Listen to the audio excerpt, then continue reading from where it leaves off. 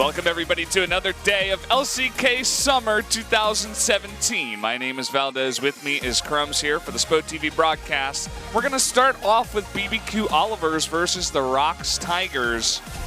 So kind of an interesting matchup. It's 0-3 for both teams. Gotta not be feeling too good about this start here, Crumbs. They're chasing a win. At the end of the day, one of these teams will come out victorious and will get their hopes up in chasing a season that is at least a 0.5 win ratio for these teams. And they do have lots of things to be hopeful for. There have been signs of life for both of these teams, with both ROX Tigers actually keeping up against KT Rolster last week, and then we have BBQ, which unfortunately their last match was, I believe, against SKT, where they, well, let's just say they got they got fried. Yes, they got fried, and they got charred out of it too, because SKT dismantled them. Well, maybe they can cut off those charred bits and come into this one as a fresh new chicken, because they definitely have a lot of work to do. As you said, one of these teams does have to win. Kind of reminds me of spring, you know, where we'd have Jin-Air versus Kongdu when Jin-Air was really going through a rough time. Kongdu was as well. Both these teams essentially only beat each other, and sometimes one of them, I think, took a game off the ROX Tigers, and that was about it. And yeah, I mean, ROX Tigers and BBQ so far, they've really not been performing. They haven't impressed me at all this season, and I hope one of these teams, whoever does win, can kind of take that win and go with it. They can, but they, for example, Temp from BBQ, pretty solid mid laner, and actually received a lot of praise from Septed over on Ever 8, claiming that Crown, Faker, and Tempt, and himself included, were the top mid laners in the LCK. That's crazy. And yeah, he is playing as well. That's the wrong laner here. I don't understand how you can put someone like Tempt, just in terms of like stats, right? You look at the stats straight up, even like solo kills or stats versus other mid laners. Tempt is not on the same level as Crown and Faker, and I don't even think accepted. But again, he's the one playing in the lane, so it might be a feel thing. You know, as a pro gamer, maybe it's like, oh, I just get wrecked by Tempt all the time. He feels so strong. Well, yeah, there's so much more to a laner than just the statistics, but we will be jumping straight into that pick and ban with BBQ on the blue side, banning Xayah. Bit of a broken AD carry right now. One of the ones that actually makes waves more than the Ashe and Varus, which, as you were pointing out, are the most picked champions in the LCK so far. Yeah, those two AD carries, they don't get banned too often, and they're kind of the top two after Xayah as well, so it does make sense. Kalista comes in every once in a while, shows her face, certain compositions. And we might see her today, as both these teams have had some success with the Kalista and Thresh being such a powerful pick. However, the Graves will be taken away from Mighty Bear. Odd choice, considering that Graves' success in the LCK has been stagnant. Yeah, it's very much a respect ban. You know, we talked about Mighty Bear's stats on Graves. It seems like he has the highest mastery of that one champion, and even now that Graves has been nerfed a bunch, he's still playing a lot, so they're just like, no, we got to take that away. And now Lee Sin being the left-up champion, and you have to take it absolutely when Elise has been removed.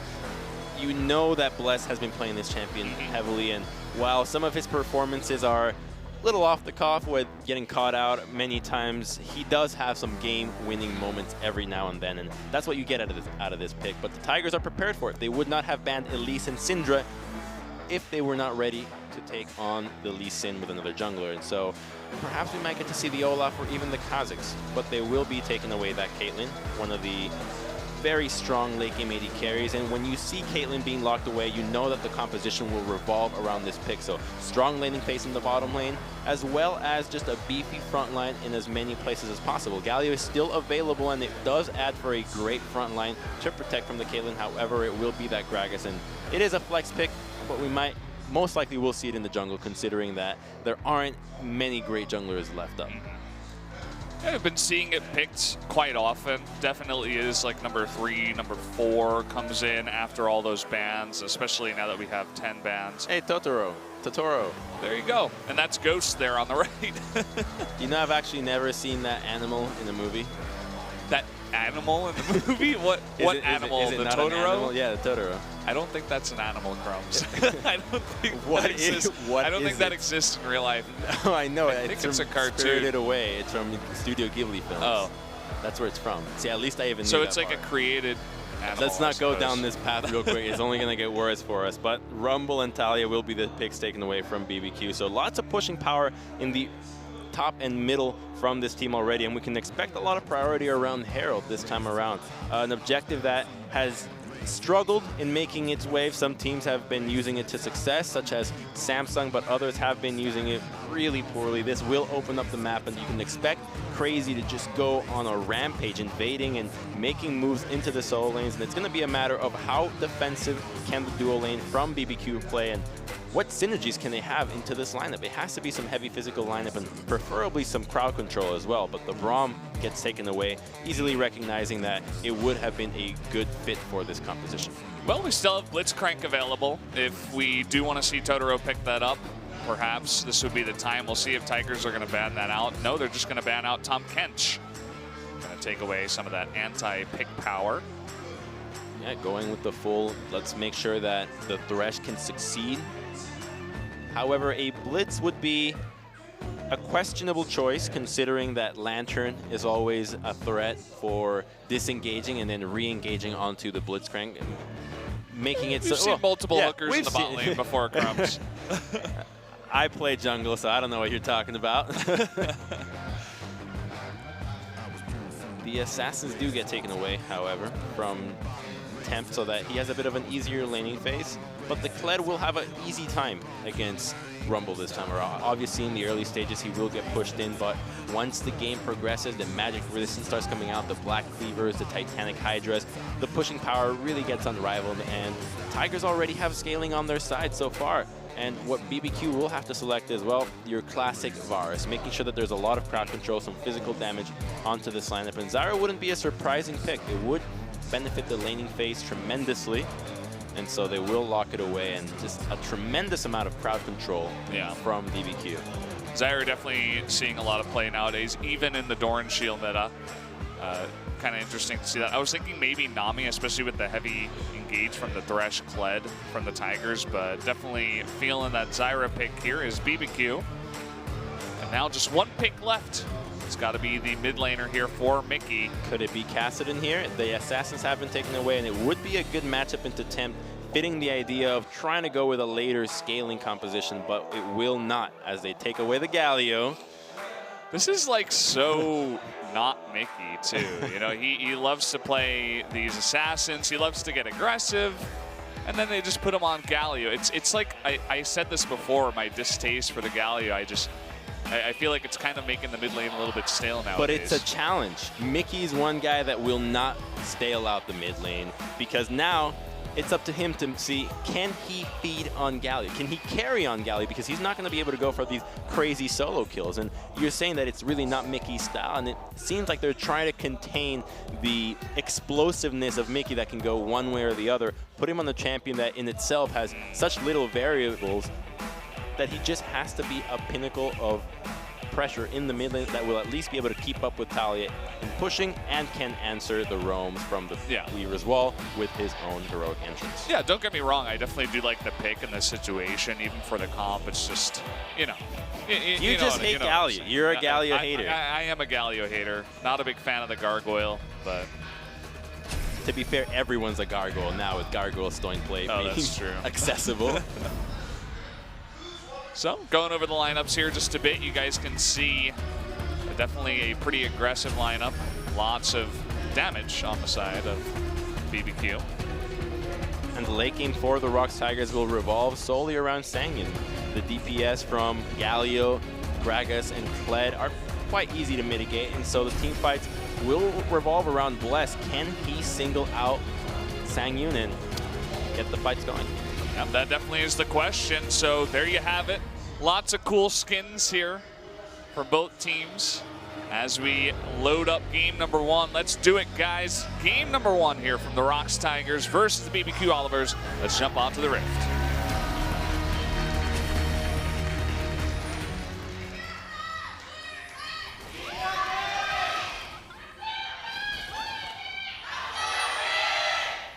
Saw them both. That was actually kind of scary. I'm not sure how well you guys can hear through our mics, but... I didn't know positive reinforcement was causing us trembles. I don't know. She was just really going hard. The cheerleader there for the ROX Tigers.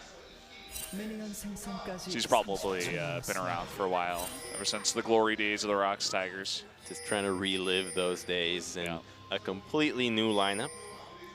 However, the bonus is that as both teams are 0-3, they can walk away with a victory. So if the time was to win has ever been closer, it's now. Yeah. Now's the time. Who's going to do it? Who's going to push the other team to the bottom of the table? Push down their head deeper into the pool and say, I have some semblance of life. I have air. Yeah. Both of these teams are sinking fast, but one of them is going to climb on top of the other one and not drown for now. And you're giving me flashbacks to being 13. They will steal away some of these Raptor camps as Gragas is... Oh, they just go for the ward instead. So looking for some early scouting, and now they'll be able to know that the dual lane has been giving Alicia away while Blessed jungles by himself. However, this means that both junglers will end up pathing to the top side of the map. Interesting trade up here in the top. Not too much going on, but Linderong definitely zoning out crazy for now. Trying to deny him some XP. It looks like he was able to slightly. 1 CS for 0 and then level 2 gank. That's going to be a flash play maybe. They're going for Ghosts now. The hook was taken level 1. Death Sentence will not land, but they do get both flashes out of the bot lane. Big commitment there to make sure that this bottom lane succeeds, and it will be against the intentions of BBQ's bottom lane, which was everybody pushing with the top side of the map, and then you have Zyra and Varus being able to wave clear much more effectively than Thresh, and as such, they will have to respect this lane a lot more, as Key still has flash, but it does come at the opportunity cost of Bless being able to invade this red side jungle and taking away a lot of the camp. So Mighty Bear sacrificing himself for the benefit of the team composition, which is going to be that Caitlyn come the late stage of the game. I'm not sure if it's worth it. We'll definitely have to see how far ahead Bless can get from here, because he was able to take both red buffs. He should secure 3 buffs for himself, and it's going to be kind of hard to gank this Kled, but he is stealing a lot of the jungle from the red side of Gragas from Mighty Bear, so definitely having a good start here for Bless. And it's a trade-off. He's now going to be the one responsible for making things happen for BBQ, as the advantage was transferred onto him. And meanwhile, you can expect the BBQ bottom lane to be a little bit more passive, while Sangyun will definitely have to be picking up a lot more weight as the game progresses. And he already is doing so, sitting at a bit of an 8 CS lead. With only 3 waves gone so far, it's quite significant. Yeah, it definitely is. With both of those flashes down too, Thresh definitely can make some plays happen. Looks like for now they're just really trying to push in the lane and deny as much CS as possible, though. And it's working, and because Bless is in the top side of the map, they can feel comfortable just continuously pushing in. They know that they have a big window of pressure that Lee Sin will have to base, and even after he bases, they still have the time that it takes him to recall and find a route to the bottom side of the map, as they've warded the Krugs, and they're capable of playing this way because Gragas is also jungling in this side of the map. And so ROX has already been very clear about the game plan very early on, and it's up to BBQ to answer, and it seems like they aren't really getting any advantages anywhere else. Look at Mighty Bear going deep in here. He's going to steal the big one. Immediately, Bless gets on top of him. But a bit of a trade between Tempt and Mickey. Actually, nice jump by Bless there to dodge the taunt with his W.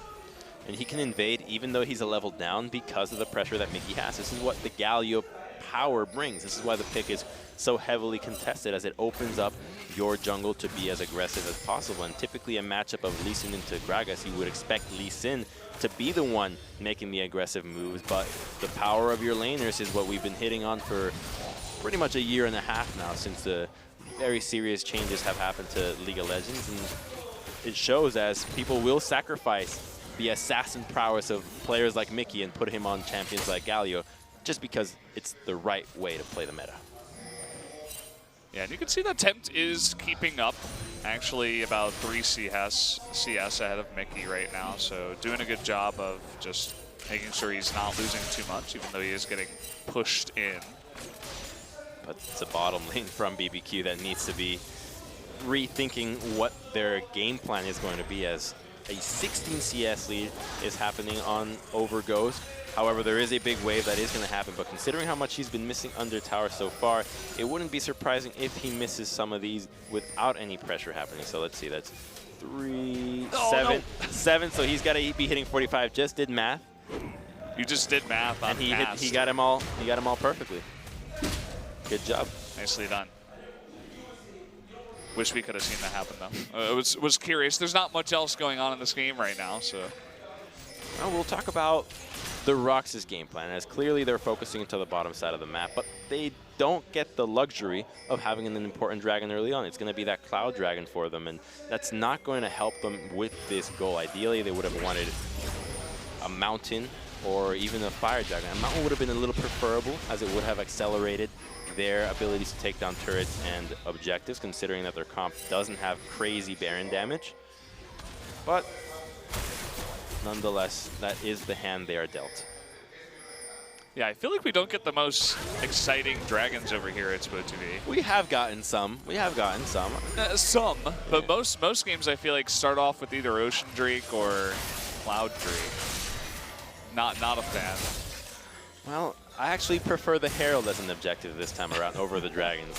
It's really exciting to watch as these teams fumble using it or use it effectively. We see them try to disrupt the channeling of it. Now we see a lot of players, they have to hide before they channel it. The 4-second is a big commitment to using it, but Mighty Bear will be invading, and there is a teleport for both these top laners if they are to assist this. Let's see, he might just be going for a steal. Here it comes. Looks like it. He is going to show himself, and nice steal there from Mighty Bear.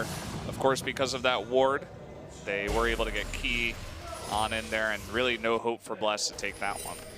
Complete vision into this top side signals the possibility of a Weaver's Wall coming up here, but Mickey's positioning for a heroic entrance if need be. Here it comes. I expect Mickey to respond. Yeah, where's the response? He's going to wait until he hops off Skarl, and Linderong, he's going deep. He doesn't really care. Eating a bunch of damage, but will get away with his life, and BBQ forced to back off after the heroic entrance does come in.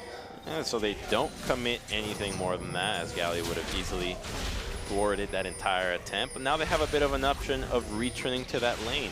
Lee Sin can show back up there as Linderang stays in low HP.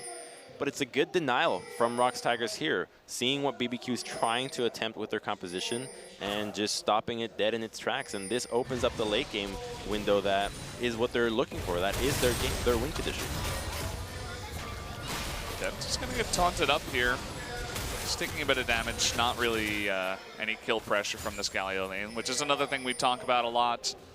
He kind of just sits there and pushes, and he looks fancy. He's got this debonair outfit. You got to be patient when you look that good. You don't want to get your clothes dirty, that's for sure. We got Totoro coming up here. He's only level 5. Will land the root. Can they get the knock up? No, not in time. Did I sound really disappointed? My God, I'm on the edge of my seat on that one. But you can't give too much flack to ROX Tigers for this draft, because both these teams are looking for a win, and it's obvious that they both struggle with closing out games. And so when you're in this situation, pick the most late game composition you can come up with, and ensure that when the game hits late game, as the teams will start to struggle, you will have a higher chance of success. Look at this, though. We have a bit of a lane swap here from the Tigers, saying, okay, we don't care about that Cloud Drake, and we can get up here earlier than BBQ can recognize. So bizarre rotation. You always have to consider the equalizer happening here. So BBQ surely will win this trade if they commit people to the bottom lane. The teleport comes out from Galio this time around, so a good man to defend this, but Les will not stay topside, so they might just, okay, thankfully he canceled his recall. They must protect this tower. Yeah, he's sitting up here, and definitely a wonky spot in this game. You don't see this too often. Mickey, though, with a blue buff is going to be quite fantastic at stopping that push. But it's about to be 3-on-3 as Talia makes her way up into the top lane. There is no equalizer, so I'm not feeling too fancy about going on this one. They're going to land the hook. Lots of damage is coming out. Bear on a rope. Bear trap on a rope will land. Oh my god, that would be so rope, that would be scary. sick. Here's my Ryan, please. Attack Bear. But, yeah, I mean, with Talia coming up making it 3v3, they essentially do not have a chance to push this in. Although, Rumble is going for a recall right now. Yeah, the lanes will stabilize now. It looks like the dual lane will rotate to the top side. So will ROX choose to match? Looks like the answer is no, as we're going to get right back to standard laning phase. But BBQ hasn't read the situation just yet. There's not a whole lot of information that would have told them otherwise, and as such, ROX might get another opportunity to try to push for that first brick in the bottom side of the map. They were heading that way, but actually now they're heading towards the mid lane. What is going on, Crumbs? These nomads just refusing to stay in the same place. They're just adding a couple of roams to their lineup. Instead of an AD carry and support, they're adding some roam players in. Okay, so clearly they want to avoid the 2v2 here. It must be the TP, I guess, but they can match with the Kled. So they just want to keep stalling out these lanes. They don't want to lane against the 2v2. They'll likely be getting pushed in by Zyra. So I guess they just don't want to concede pressure.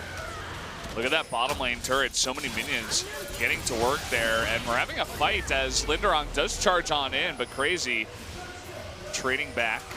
Pretty even on the health for now. And thankfully, Linderong does get there in time, but that tower is extremely low right now.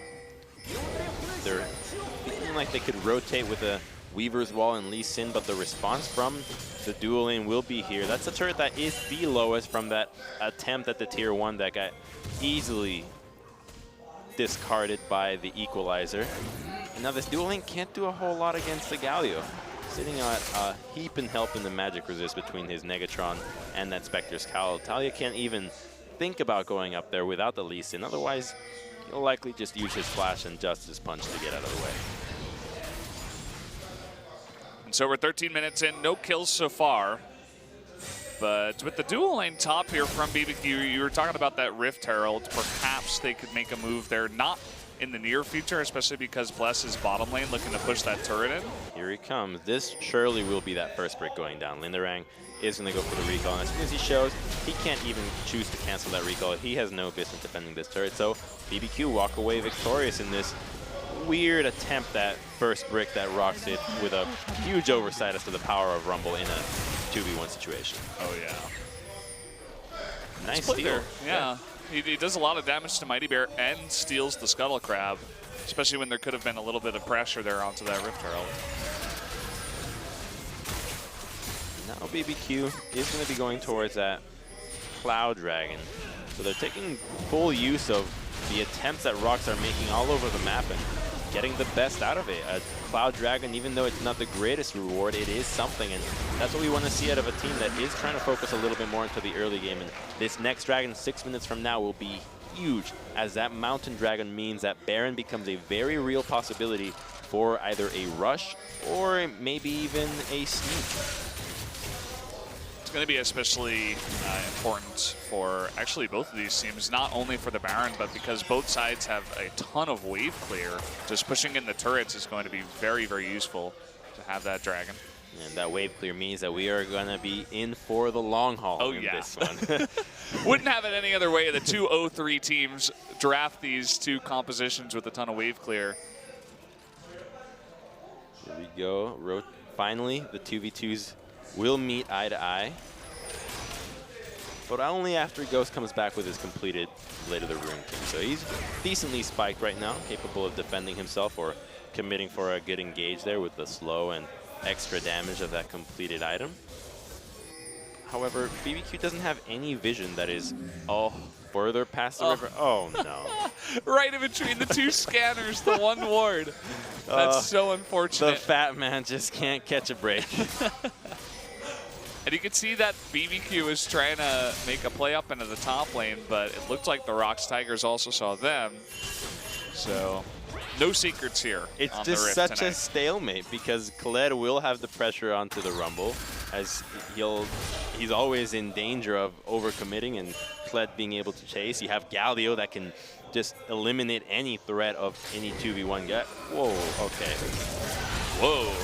Okay, there we go. Chain of Corruption comes down. Finally, we have a first blood going over to Ghost. That was a strange engage. Here comes Crazy with the equalizer, and the Weaver's Wall coming in from behind. They're looking to really convert on this play. That's going to be 2 kills immediately going over to BBQ. The teleport will be canceled from Linderong. And that's exactly what you don't want to do in a situation like this. When the game is stalling out, you can feel impatient. You can feel that perhaps you must be doing something, but they have the late game composition. They should have been perfectly okay with it. As such, Mighty Bear commits with the body slam that doesn't get the lowered cooldown as it hit nothing. Tries to bop Ghost into the team, but the play was read from a mile away. The clearing of the wards was just not there, and they walk away with a Herald in the Tier 1 topside, so BBQ accelerating this game out of nowhere. Let's see how this happens. Okay, he steps on a trap. That's actually what happens, and the cast does knock him in. Such a next level bait. That was actually really cool. Nice play by Ghost. Of course, they didn't know that Gragas was there because he walked over the ward. And Tempt, immediately there, good timing. They get the exhaust down. Bless does survive too. And Galio, also a little bit late as well. Here we go, we're back to a 2v2. Oh boy, Totoro missed that roof. Doesn't seem to matter. They will trade 1 for 1. But again, lots of members of ROX up into the top lane. It looks like at this moment in time, BBQ want to push the mid lane with this Rift Herald. Here he comes, and channeled from the void to eliminate Tier 1 turrets all over the world. Kled's not going to be able to defend this turret, so they walk away with the advantage once again. Great objective play from BBQ. Oh, they're going in on this one. Looks like the knockup does miss. They can't get Linderong off Skarl. Finally, they do. But the Rift Herald, look at how much damage it's done already. And this is what you like to see. Plays with the Rift Herald where there's just no presence from the enemy team in the lanes that can get a lot of damage done like that. At least a Tier 1 in the mid lane was taken, and that opens up the map for all sides. Now they can invade this blue buff. Their vision towards the next dragon, which is going to come up in 2 minutes, is going to be so much deeper, and it will help in setting up great equalizers or looking for angles to engage for Bless. So a great move to set them up for this dragon. We're going to take another look here. Ghost was actually standing on a ward. Nice dodge. Totoro actually does miss the root, and the heroic entrance knocks up Ghost. They trade 1 for 1. It's that brush of death now. The top lane, nobody seems to be aware of any vision happening in Totoro. Oh no! Why is he there? Oh man, they're actually going to get a flash out of Mighty Bear. Trading flash for flash is, I suppose, the best you could get when it's 5-on-1. But this, yeah, it is the best you can get. They're trading a kill. This will be stalling out some kills as the kill goes over with the ace in the hole for Caitlyn. However, burning down flash and a big cooldown like the cask might play a big part in this upcoming dragon. You usually want to save those cooldowns for when you can get a big objective, as taking down Zyra, a living plant, doesn't really sound like a big objective considering that there are plants all over Summoner's Rift already. I guess the only thing that they do get is, you know, they take away some engage from the ROX Tigers, of course, one of their main engage tools, but also Totoro misses his flash root engage, but that's okay. I mean, he's gonna have his ultimate with the Zyra. Also, will have the exhaust still left over, so I think it definitely is pretty okay for BBQ, especially because no objectives were taken after that kill. And here comes the setup away. ROX securing the red buff, making sure that Sang is going to be quite spiked for this fight as his Infinity Edge is completed. However, armor is in order for a lot of members for BBQ here, as Rumble has his Zhonya's completed. 2 Ninja Tabis have already been purchased. The vision wasn't as deep as you would have hoped to see it. Well, here we go. Mountain Drake has spawned. The plant is going to take on the 1v1. Does lose handily. But before any objective, you got to go for the waves first. So mid lane, priority goes towards BBQ, but Crazy will have to return to the top side if he chooses to answer the top lane turret from Kled. BBQ now choosing to commit to the Dragon right away, and ROX can either fight this or engage. They're going to go for the fight. Yeah, they're thinking about it. A couple of members do step on the traps. There's a hook onto Crazy and the play, but he is going in big. The heroic entrance knocks up Crazy here, really isolated from his team, and the flash on in with the cast. It looks like that Dragon will go over to BBQ, but now they've got to escape. See how many flashes they use here. Already 2. One member is going to go down. Lee Sin can hop the wall. And that exhaust from Key was so crucial in that fight. As soon as Rumble gets hooked, one of the main damage dealers in these early stages of the game, the fight has almost surely gone ROX's way as they're stuck inside the pit with no real ways to get in safety, considering that only Lee Sin has an escape move in this composition. So commitment to the Dragon without taking care of the lanes and getting the vision necessary to play it safely means that the ROX Tigers get 2 kills, and while they do lose that Dragon as the smite went over Bless's way, the game does continue to stall out, and this just benefits them, but they are not happy with the speed of this game at all. This is an interesting play. They know that a lot of members just went down. They burned so many summoners, so if they can force a fight here at Baron, it should go in ROX's way. And look at Galio, the 2 traps with Galio in the fronts, just zoning them out so well. The teleport from behind, though, already doing a lot of damage on the left side. He's essentially going 1v4. Key and lots of members of ROX getting super low, but Bless jumps in early and gets taken out. Crazy also getting hooked. That will be the Baron going over to ROX, and this game is immediately turned on its head. And the zone control from the traps was just too much. This is what happens when your tanks just don't exist. Lee Sin is not capable of sustaining himself through those crit headshots, and then you have Galio, the big bully, protecting the entrances, so nobody has the audacity to try to step in and try to get something into this pit, and ROX Tigers take full advantage of the situation, and what could have been a huge throw turns out to be a huge play in their favor. However, the gold is still dead even. Well, we'll see how many objectives they can get with this Baron. They definitely will have a lot of pressure in the mid lane already with the Baron-infused minions coming down. Oh, the Talia wave here just goes down the drain when you're dealing with empowered minions. You gotta wait for all the members of ROX to group up if they do want to get this turret. Do have a lot of zoning and sieging power with this Caitlyn. Nobody can step on the traps. It's imperative to clear them, as we saw what could have either been a bait or Ghost actually just trying to clear the wards to open up some position into the top side. And because of that, this composition that was all about the early game now has no windows if ROX chooses to group. There's no damage going onto Mickey, as there are no penetration items. Yeah. Even with penetration, look at him. He's just standing behind the turret. He's so unbelievably tanky. Zyra doesn't do any damage to him, neither does Lee Sin. May I take your order, please? Damage? Sorry, we're out. Like, okay, maybe he'll die here? No. No, he won't. Okay, maybe now he will. So many roots coming down. Can he please die? Okay, finally. We kill the Galio, thankfully. And yeah, I think he just got a little bit too overconfident. Oh, at least the Mickey pick on the Galio pick on Mickey means that it takes him that much longer for him to die, and as such, at least it opens up the opportunity for Linderang to split push onto the Kled, get a turret, but we are nowhere near damage items onto Galio for this composition. 2 AP members, a early to mid game damage jungler, and a carry that's based on utility. We can expect him to take even longer to die in these upcoming fights. ROX is really pushing the issue with this Baron. They take out 3 turrets already, and an immediate rotation down into bot lane with a very strong wave, it looks like. It's like a decent wave coming that way.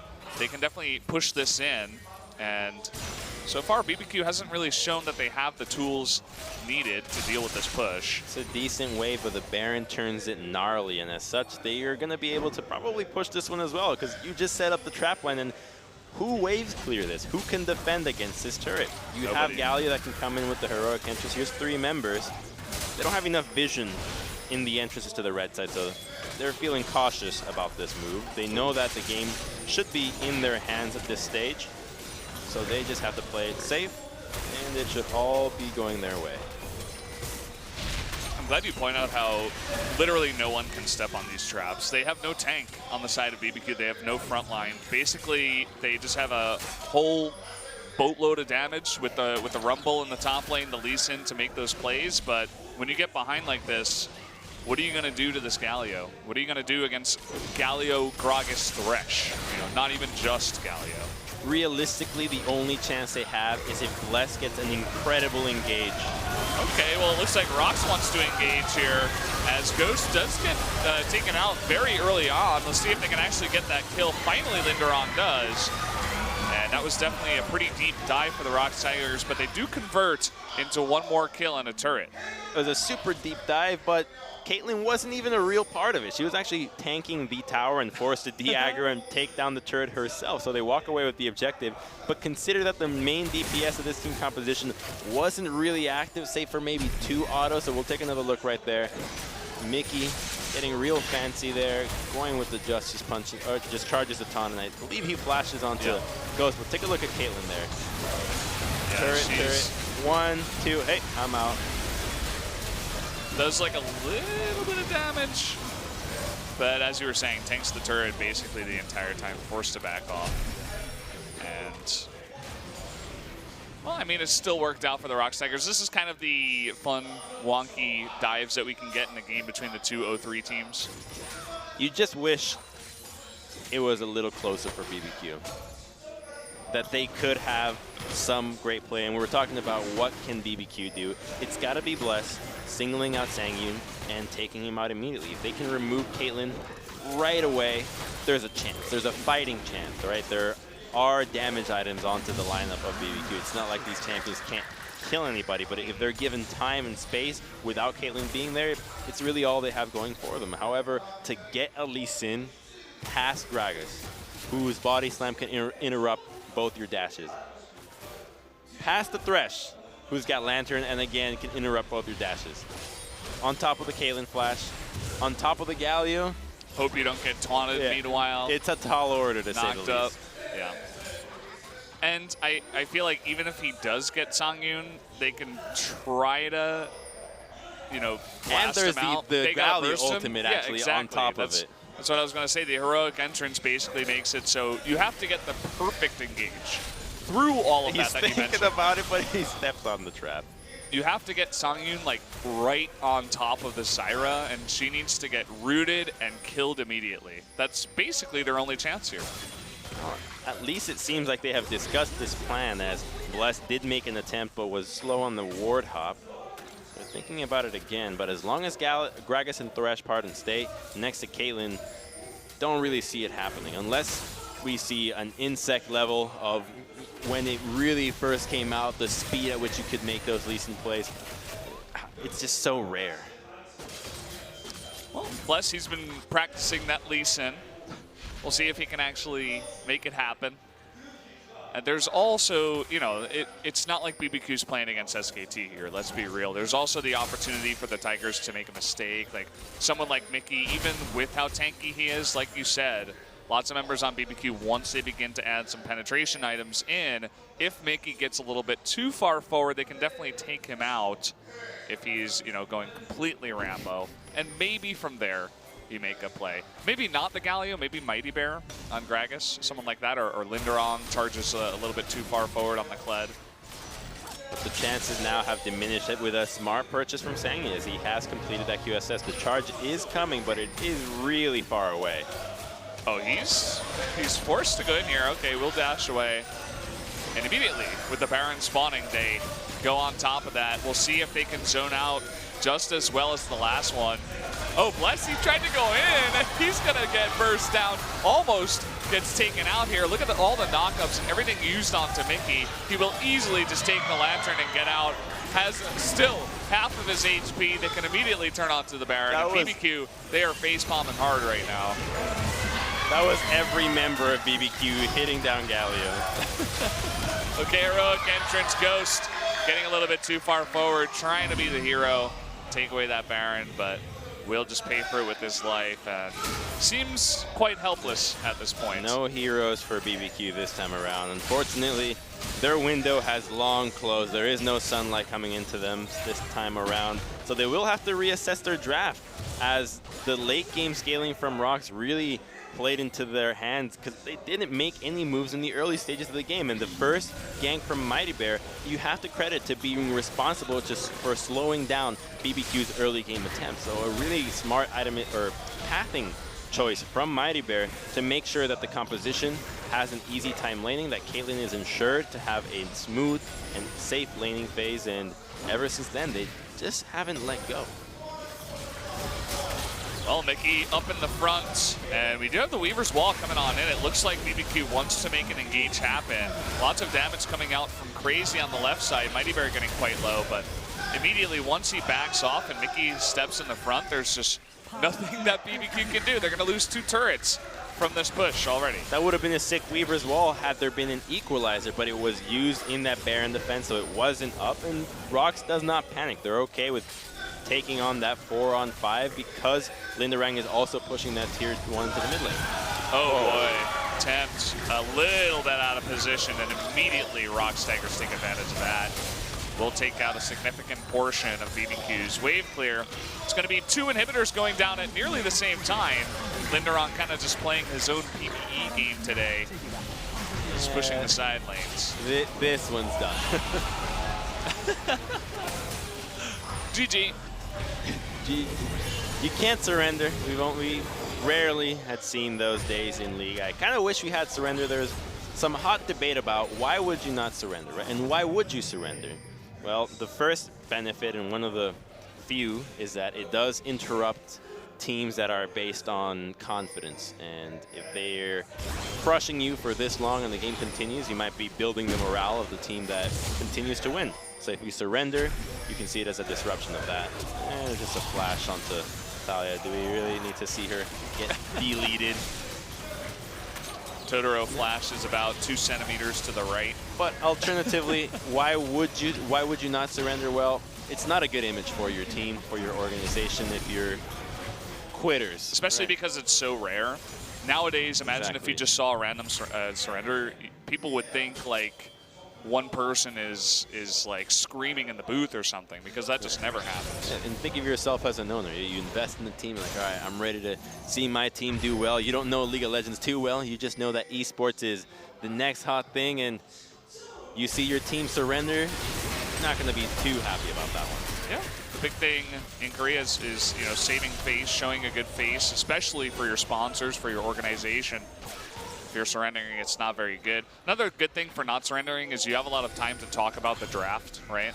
If you're thinking about the actual time you're given during the draft to make those calls, it's not that much. So while you're getting pushed in, you can say, okay, what is the plan for next game's draft? Actually, there was a game in a major tournament a while back, and it wasn't League of Legends, but the team actually chose to take the entire game that they were getting crushed in to just talk about they just sat in base. They didn't even leave the base. Let's just debate. So they were just talking about the next game, and I believe it actually worked as they bounced back and won that next match. So there is some value in that. However, you don't have your coach inside the booth, so it's hard to review exactly what happened. Well, we're going to see ROX Tigers pushing in the final turret, final inhibitor. It will be all 3 going down. And Mickey is just untouchable at this point. They're too far ahead. He can dive 1v5 for about 10-15 seconds and probably will just lantern out at this point. Cast comes down, Tempt is too low, and Bless gets knocked from the team and gets taken out. This is going to be game number 1, going over to the ROX Tigers. A good showing for them. Not too long of a game, just about 35 minutes, and they make it happen. And Mickey lives again. He comes at heroic interest. He wants to make a good picture. However, not timed with the victory screen, so it's not going to be that pretty. Always got to take something away from Mickey, don't you? So. Hey, we gave him so much. We did. He played a very tanky Galio. That's what I'll say. So, they do take game number 1 here. The ROX Tigers do. Feeling pretty great about their chances in this series. In a calm fashion, they were never really under threat. There were no moves being made from BBQ. They were a little overzealous with the rotations. They did end up losing that first brick with some attempts into that tier 1 swap with the dual lane, forgetting that Rumble's equalizer can really eliminate all that. And looks of disappointment here from BBQ, as not really sure what happened for them this time around. Like, how did we lose so hard? You never consider the draft and the speed at which you have to play your draft. It can leave you dumbfounded when these games happen that just seemingly have no way for you to claw back in. Lots of camera time here for Mickey. Do you feel like he played an exceptional Galio game, or do you feel like he was just doing his job? I don't think there was anything exceptional in this game. The heroic entrance comboed with the equalizer just ends up making a rumble into a bounce house, but everybody from BBQ is stuck inside the pit. They have no way of getting out, and with Sangin in the back, the threat of these frontline tanks with a Caitlyn protecting them and nobody to reach them just makes it so difficult to play out this composition when you don't have a lead. And they transition this one quite well into this Baron. This is the 21-minute Baron. It's the pinnacle of the game here with Galio just zoning out everybody. He knows he's not taking any damage. They're trying to ignore him. They can't even do anything to him. They try to go around him, but with triple Doran's ring, you're still actually doing a decent amount of damage, especially to the somewhat squishy Lee Sin and Talia. So it's like trying to get so annoying. Get past a huge bouncer. It's not going to happen. Yeah. He's going to throw you out on the street. Only money gets you there. And here he is doing it again. I think this is the only time he actually dies. Yeah. He's tanking 3 plants at the same time. Not a lot of people can tank 3 Zyra plants. Remember just how much damage those little plants do. He's tanking more members, then he gets rooted, then he gets cooked, then the strangle thorns come out. He's still not dead, and just at the very end of it, he finally goes down. Still almost lived. This was a pretty nice engage. He opened up that play onto Ghost, but at this point, ROX was still very, very far ahead. There's a good cast there from Mighty Bear, zoning out that Gragas, and it just made it so easy considering that there is no defense. Oh, here's the. Oh yeah, I want to see this again. He gets taunted, and Bless is like, damn. Okay. Not a good time to be a late game Lee Sin. That was 5 members. That was 5 members attacking Galio for maybe 5 to 10 seconds. Yeah. Still had about half health. And they still try. He re-engages with his ultimate. It's just not enough for him. Yeah. Well, let's take a look at the results. Only about 10,000 gold ahead, and you can see that BBQ had more drakes, but it just didn't matter. Rumble had a lot of chip damage throughout the game, and you can see even Talia and the Varus are ahead of all the damage on the side of the ROX Tigers. It just didn't matter. Not at all. And now next game we can expect BBQ to say this early game composition, this draft really just isn't for us right now. Let's just go ahead and play the game that ROX played and go with the full-on late game. And we can reverse engineer the draft and think that maybe giving away the Lee Sin was a plan to have the better late game scaling jungler and make sure that the composition just fit to their expectations. Perhaps. So guys, we're gonna take a short commercial break. When we come back, we'll jump into game number 2 of the BBQ Olivers versus the ROX Tigers.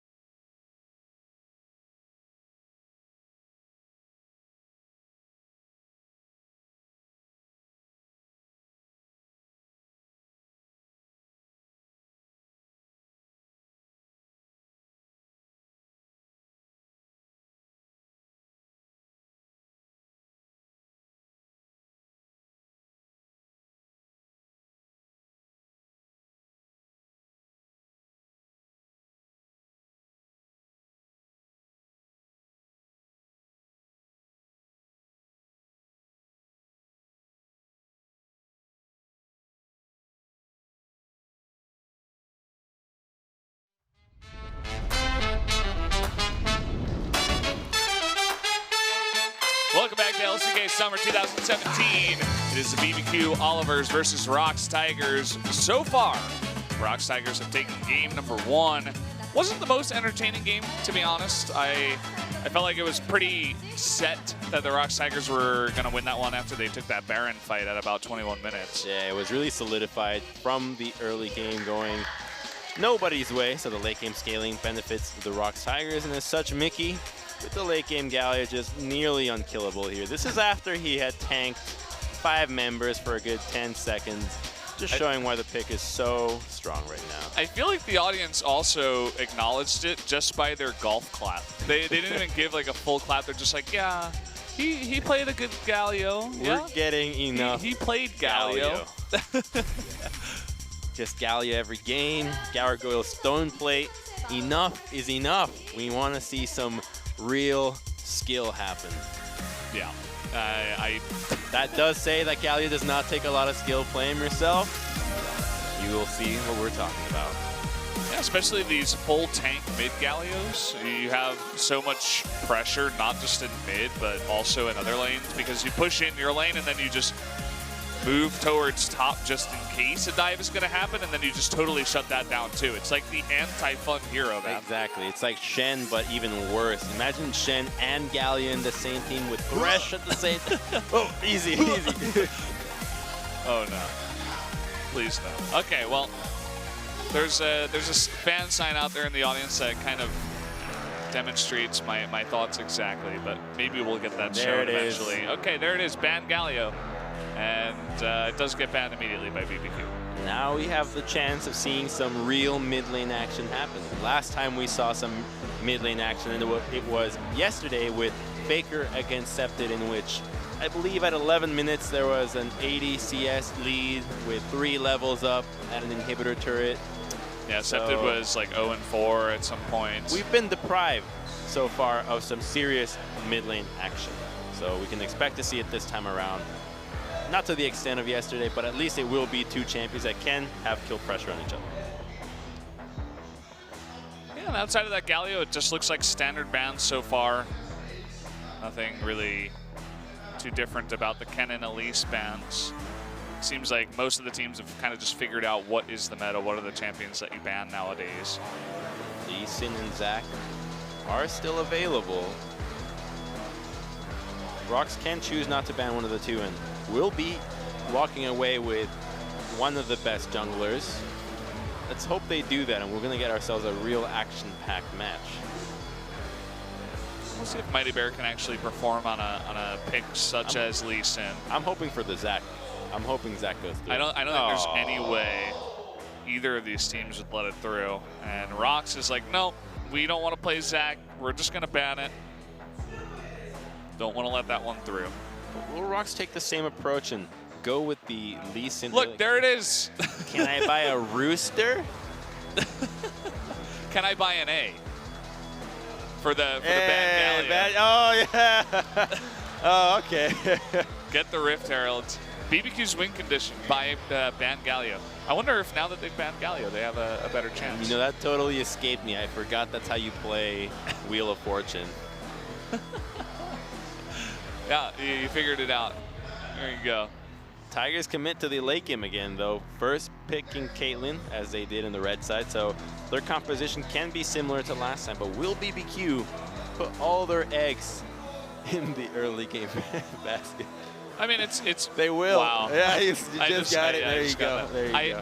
I was wondering, you know, Rumble is such a tempting pick for any team, really. It has so much power up in the top lane. You can push early on. Tons of front-loaded damage with that equalizer.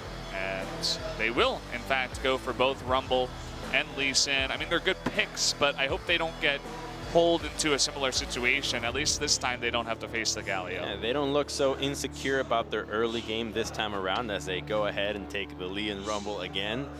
Hopefully this time around they make some bigger waves in the top set of the map. We might see a Kled ban, however. Kled, I feel, was one of the less exploitable top laners, as we saw them try to attempt a dive to the top side, but there was heroic entrance. But even without that heroic entrance, it did not look like they were going to be able to take down Linderang in the top set, but ROX recognized that the Kled was quite important, and they will take it away before it goes and that second rotation, not giving BBQ a chance to ban it away. You're in the minds of the ROX Tigers right now, Crumbs. Thank you. Reading their every move. I did have Frost Flakes this morning. Well, there you go. Okay, Braum is going to be taken up here by BBQ. It was banned last time by the ROX Tigers in the second ban phase, so definitely a bit of a switcheroo up here. This Braum can be paired with a Kalista. What do those signs say? Read away. Mickey, you're my super Lukey. What? Machi. Yeah, I think it's from a song, like a K-pop song. Okay. I thought that was just a cute way of saying something. But Kalista and Gragas taken away. Kalista, the one that we're talking about pairing, again, in the minds of these teams. Kalista with Braum, such a strong early game composition. You can never really count Kalista out. Her ability to return fights when you overcommit is just tremendous. But Gragas, making sure that there is no super strong late game jungler. And Ivern, odd pick to deny. Definitely kind of weird. I don't remember seeing Mighty Bear playing much Ivern. I'm not entirely sure. Ivern was selected in the LCK so far. Yeah. If it was Mighty Bear, we can't quite remember, but it is a pick that has seen some action, and it's one of the ones that falls into the category of ensuring a stronger late game comp. So whatever ROX has left will have to be a jungler that doesn't offer quite as much utility, will be having to take that damage route, and that makes things a little bit easier when it comes to dealing with these fights, when you don't have such a big, beefy front line to prevent Lee Sin from getting some crazy plays off. And it looks like actually they did pick Ivern one time.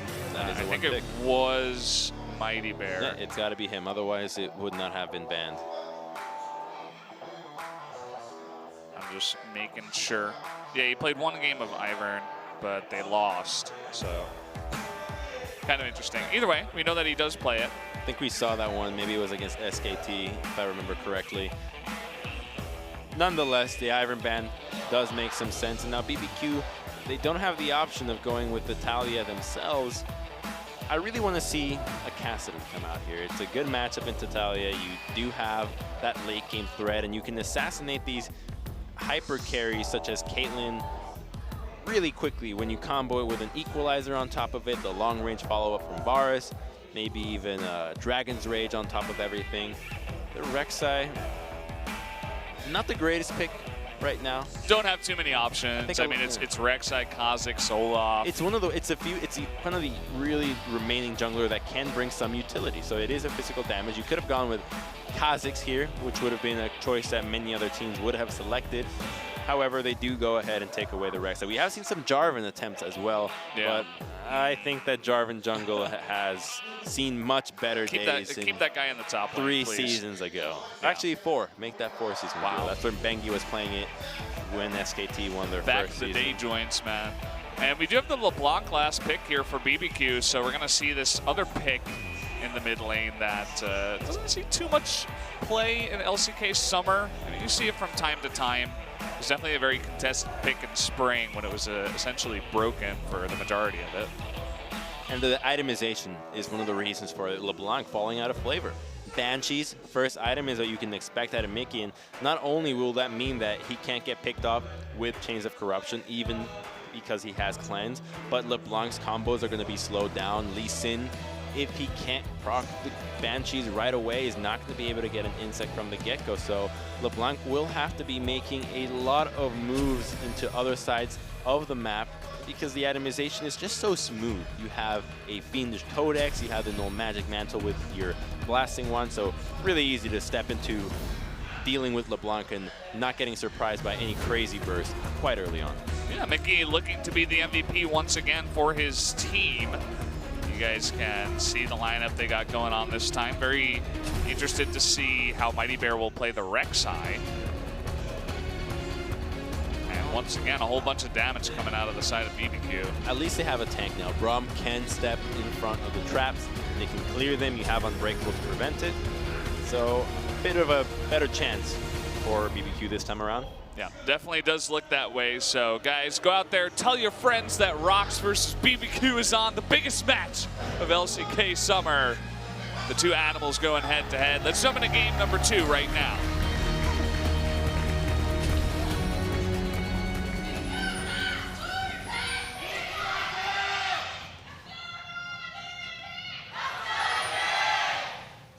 I couldn't have said it better myself. The two animals in the LCK going head-to-head there with Tigers versus... But you know, Tigers versus chickens, is that really such a... I mean, chickens, you know, they can fly a little bit. They can scare the tigers. I saw a post on Reddit that actually... A chicken can scare a tiger? Yeah, they can flap around a little bit, blow up some dust into the tiger's face. Pocket sand them. Yeah, sand attack, man. The most annoying attack in all of Pokemon. And I thought Harden was the most annoying attack. no, I'm. You're not a Harden kind of guy? No, definitely not a Harden kind of guy. Definitely sand attack for me. You know, I beat the entire Elite Four with only one Pokemon. Oh yeah, that's pretty common. Oh, I thought I was really special. Level it actually. to level 100, your starter, and you think no, you're all Hypno. cool. It was Hypno. Oh, that's a good choice too. Confusion or Hypnosis into Dream Eater. GG. I don't know if what do they call it? Not season 1, not tier 1. You know, red and blue. The first generation. Yeah, first generation. There it is. I don't think it was balanced too much. I think psychic Pokemon were pretty strong. I'm not a balanced design. I just play the game for the lulz. For the lulz? Is that how you play League? No, that's my livelihood. But in the meantime, Linderang getting surprised by Bless hitting level 2 and starting red side. The flash extremely early. Very safe play from Linderang, but definitely could be in some danger here in about 3 minutes. The invade does get scouted from that vision, but it doesn't affect Mighty Bear much as he is not needing blue buff. But they are collapsing, trying to defend this blue buff. Bizarre defend on this. Talia is on her way. Okay, no blasting plants. Bear trap on a rope will be, severed there, but Mickey coming on up. This is a weird play. They're going to force the flash out of Crazy at the very least. And Mighty Bear committed to that entire chase as he made his way from the red side jungle all the way to the top lane without securing any camp. So he will not even be able to answer with a blue buff steal. So in the end, I think it's a worthwhile trade for BBQ here. Yeah, it definitely was. I mean, getting that Lee Sin, definitely, a provocative idea for the ROX Tigers. They're trying to go for that pick, but definitely did not work out. However, that does split the map in the top half, so now Lee Sin does jungle in that quadrant. And with both top laners not having flash, you can expect a revisit, considering how easy it is to gank Rumble. And if Kled does get the harass that you can expect out of Rumble, once the Flame Spitter does its due diligence, and these junglers can visit the lane as they both offer a good mix of damage and crowd control. Taking a look at the mid lane just a little bit, you can see Mickey is having a tiny bit of trouble. He's still got 2 pots, so should be quite fine, even in the CS exactly so far. Here comes Mighty Bear. He's trying to get the Skelecrab. He's not feeling ambitious enough to go for the blue buff, considering that LeBlanc's collapse is really strong, and Rom, because they're pushed in, they can also collapse quickly. Thresh is going to help him out. Here's the collapse. There is a ward that Rumble can teleport to. Oh, Linderang is towards mid lane too, trying to make something happen. Getting close enough. See who can secure this blue buff. It will reset. And Bless ward hopping forward. Key is going to put an end to that with the flay back. So no blue buff steal there for the ROX Tigers. And so they defend the ward, or the blue buff. Not the greatest buff to fight around over, but it does ensure that Bless does maintain a bit of an advantage here, as he does quickly hit level 4 and has the blue buff to help him jungle a little bit faster with the energy regeneration. You were saying how we don't get good dragons. That's a fire dragon. That's an Inferno, my bad. Yeah. I was speaking silent words. Yeah. scared me a little bit. But the Infernal means that the two teams that are playing to the bottom side with Caitlyn and Thresh pushing in 24/7 with the kill pressure post level 6 of BBQ means that we can have some serious fighting going on, as Rumble is one of the guys that always wants to fight around the pit. So vision in that area will be imperative. LeBlanc and Lee Sin have to pair up together, go with the buddy system, get some deep vision.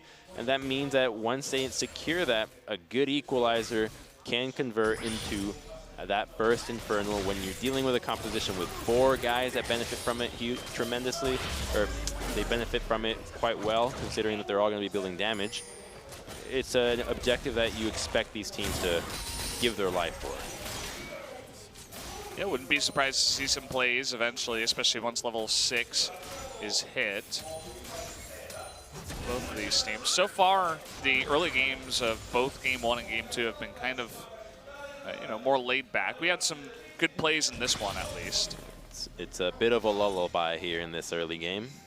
At least the flashes were burned, and Les does try to visit the top side, but without his Dragon's Rage up, chances of securing a kill are low. Okay, we do have Mighty Bear waiting in the wings now.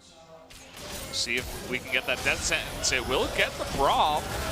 Knock up here with the Ignite, trying to jump away. That could be first blood. Going over to Songyun.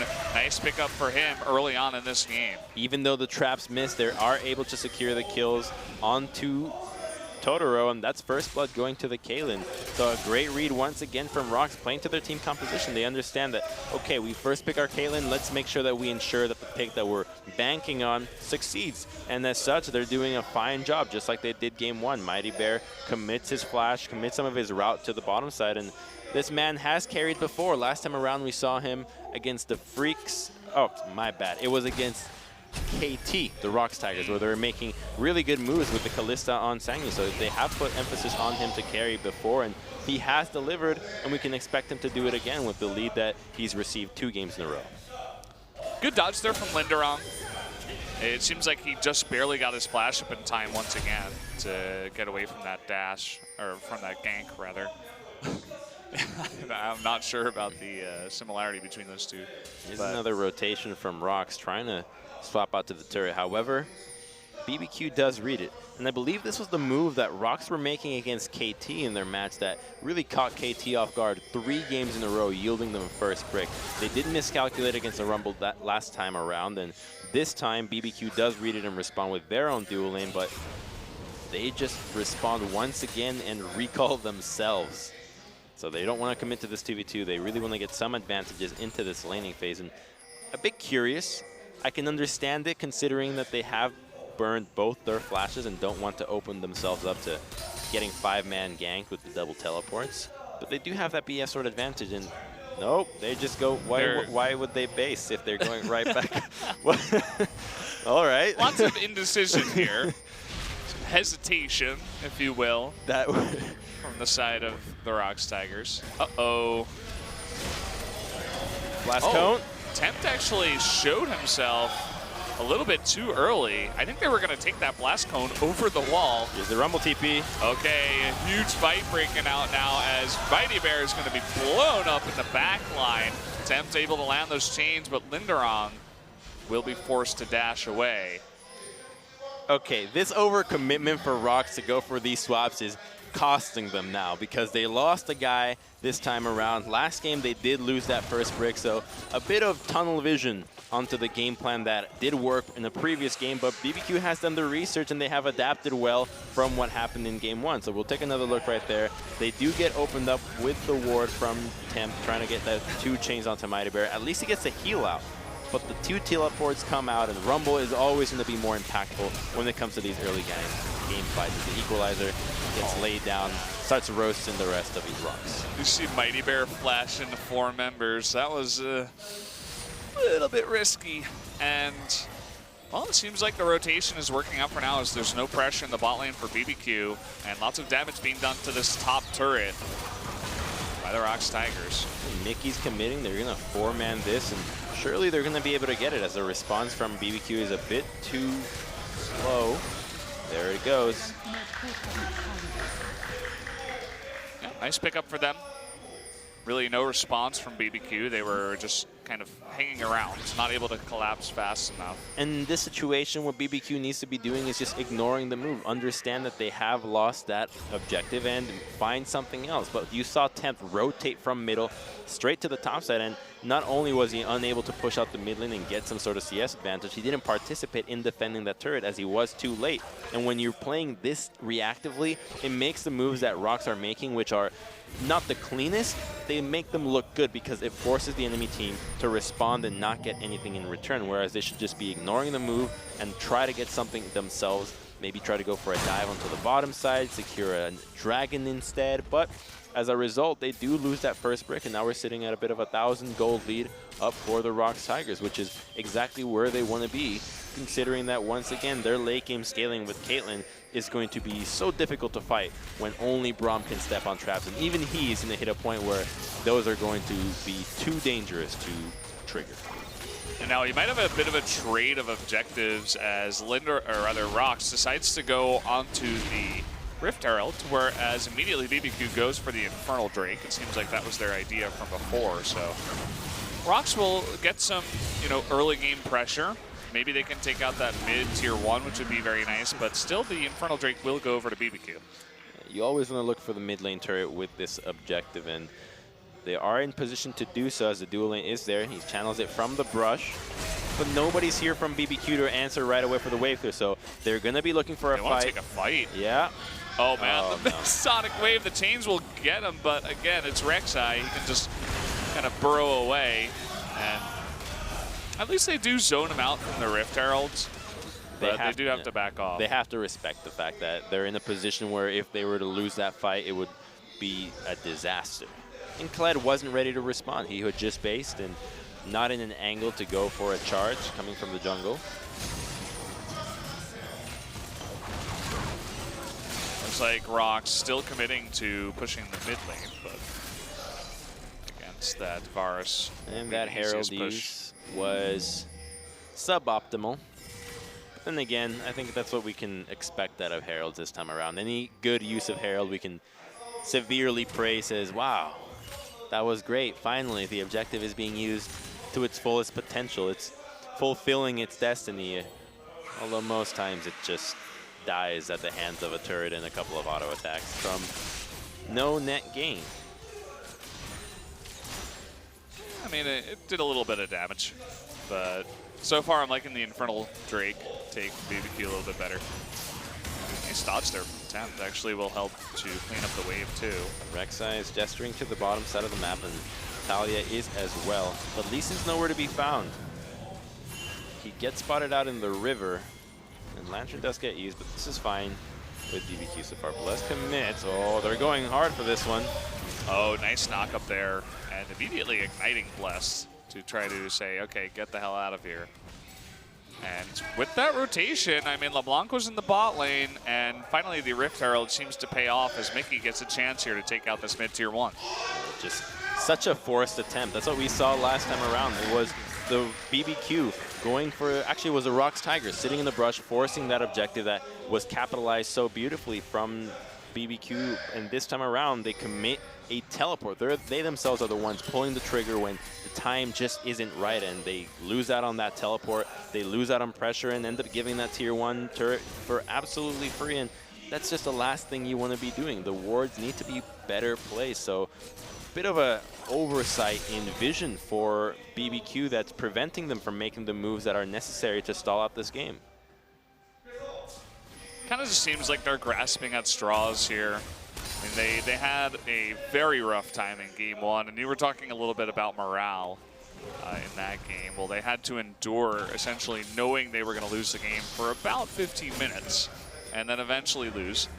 And now they're really trying to get ahead with some of their picks. They pick up that LeBlanc last. They're trying to, pick off the Rek'Sai if he gets a little bit too far forward. But good responses so far out of ROX means that, again, BBQ just kind of making some desperate plays here. And that's one of the things that we praise ROX for in their series against KT, where they're able to keep up macro-wise. Granted, KT wasn't looking the sharpest that we expect the team to look, but there were semblances of understanding the game well with the rotations that they were making around turrets, with their ability to go for barons that were seemingly a little too risky, but they understood their limits well and were able to make it work. Trading here in the mid lane, Mickey getting a little bit frisky, loses Banshee's Veil and is forced to cleanse the stun there from LeBlanc. Got a nice little push happening up here in the top lane from BBQ. There was no response out of ROX Tigers. There should be a teleport coming through here, though. Oh, that wall. It's a monument. Coming up a little bit short. Poor guy. There was a threat of the teleport from Linderang, so they have to back off. And ROX very carefully recognized that if they were to commit for that tier 2 trade again, then Crazy would have just equalized the wave, and they would have lost out on that tier 2. So they back away after the tier 1 trade, and they're happy to just take over the lane, protect that tier 2, push it all the way to the top side, and start setting a vision around the top side of the map. I like how Tempt is handling that Banshee's Veil so far. He's just showing up, queuing the Talia and backing off, and then opening up another opportunity to go onto the Talia, especially without her cleanse. Yeah. You know what stat I want to look for that I actually think would be putting Key and Sangyun at the top of the table is how many times they're recalling the game. It looks like they're just in base more than anyone else. They just can't seem to make up their minds. Do they want to go top? Do they want to go bottom? That's the ultimate mind game. How can you know what your opponent is doing when seemingly even themselves don't know what they're doing? That's true. Sometimes you got to do that in lots of different games, actually. Not just League of Legends. And uh-oh, Crazy. What are you doing up there in the brush all by yourself? The Temp blew his teleport, so he's going to try to salvage this, but doesn't account for the 3-man. Oh, that actually does. Oh, boy, look at Temp going in. Not able to pick up the kill, actually going back to try to help out Crazy, and it will not pay off. The minion just saves Mickey's life. He flashes in, tries to commit the kill with the chain, but the minion, brother minion there, saves Mickey's life, and BBQ, while they do lose that member and the teleport, are in a position to rotate to the mid-tier 1, so they make the best out of a worse situation, but here comes the teleport. Okay, teleport from behind. Linderong, let's see if he can land that. It will be onto Totoro. Big knockups here, Chain of Corruption. It will not matter as the ROX Tigers do pick up another kill and deny the kill. Pings on the go onto 1. that tier 2. Now the tiny little scratches that they've done with some waves before might convert into a turret here. Here's LeBlanc.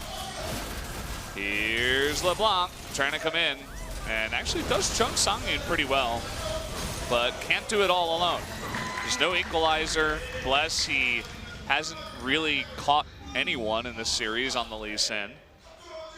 And there you have it. So let's take a look at this replay. So Crazy does his best stalling tactic here. He's going to lay down the equalizer, sits on top of it, trying to cook the members with his Zhonya's on. So great mechanics there, but Tempt here. The flash onto the minion.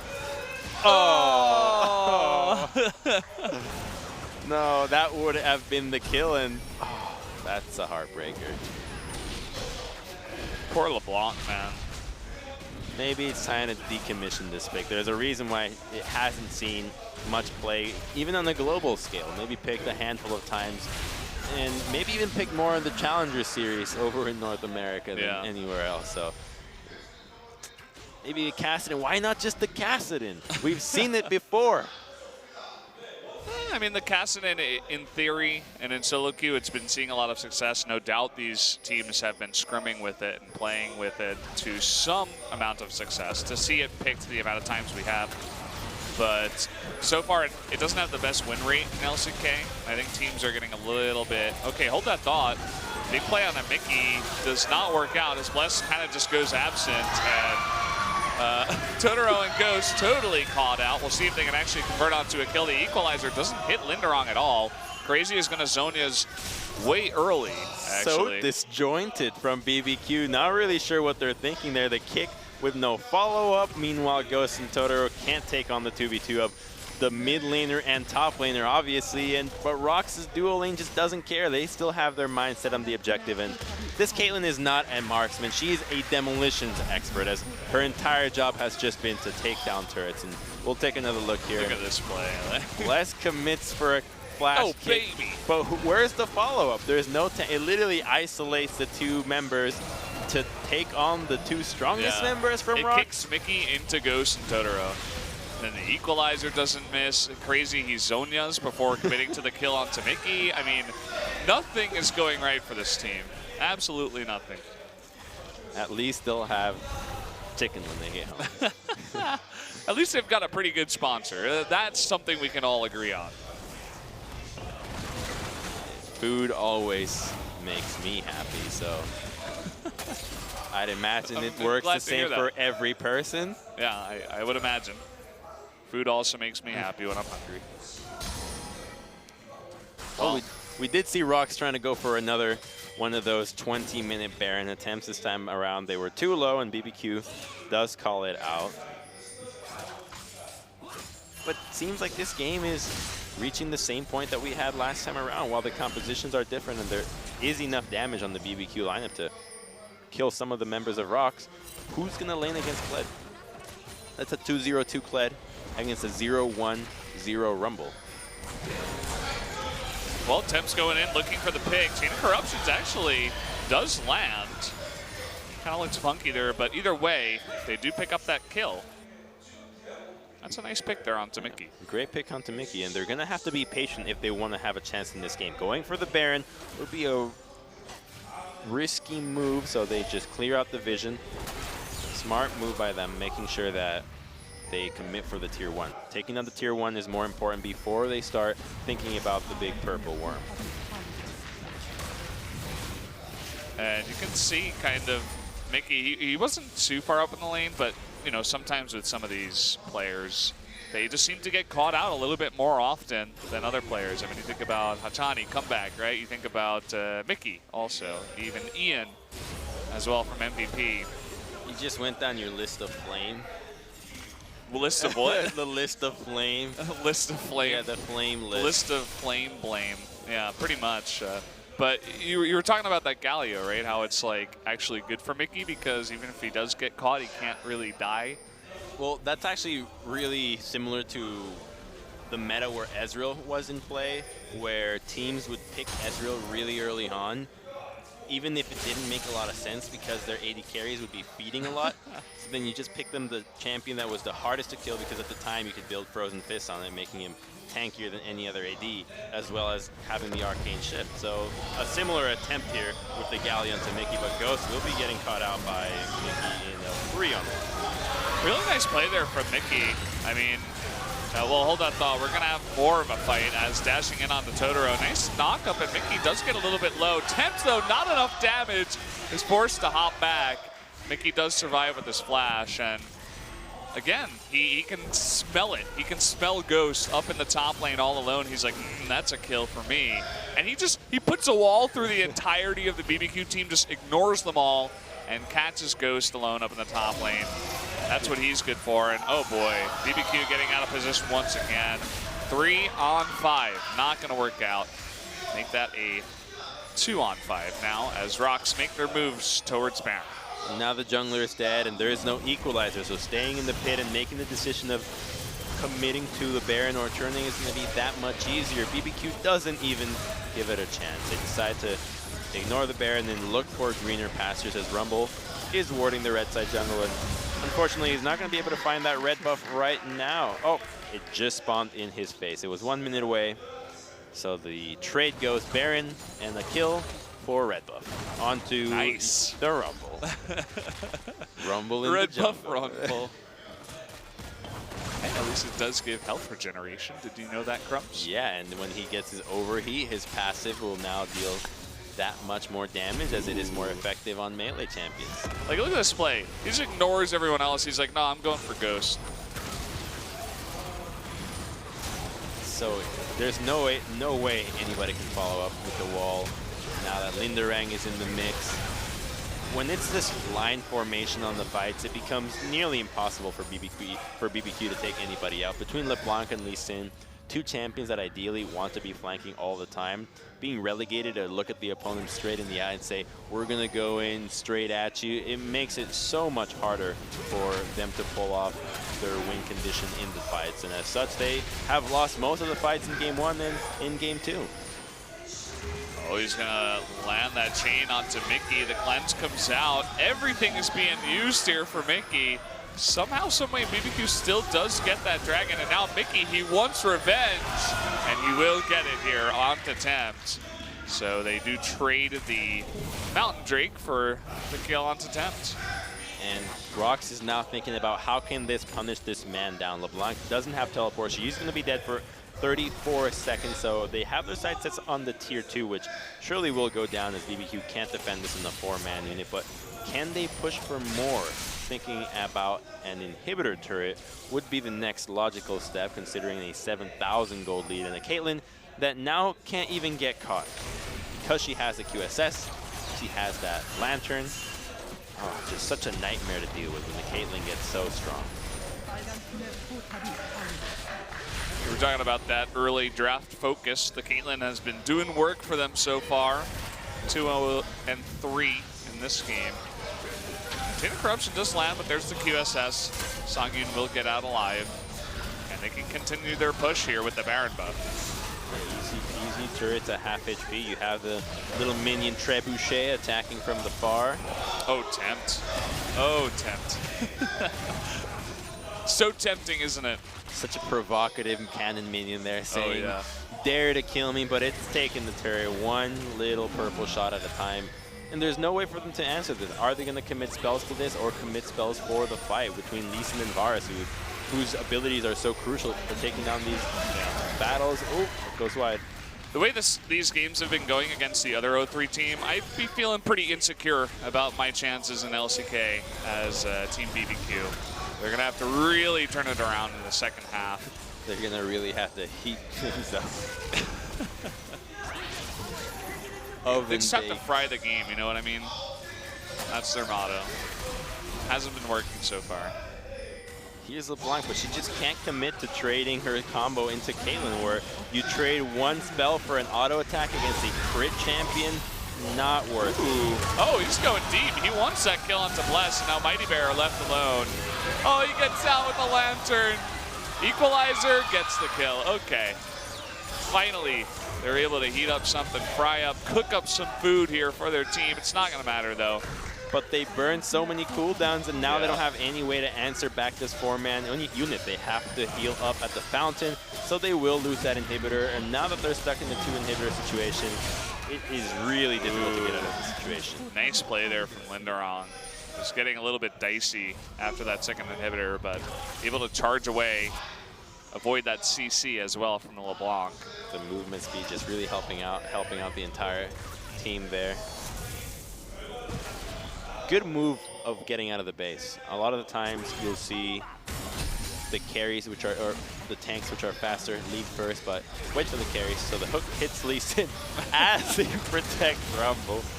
The 3-man kick though, pretty good. However, Songyun had procced his Peacemaker before the kick hit, so he goes through and takes him out.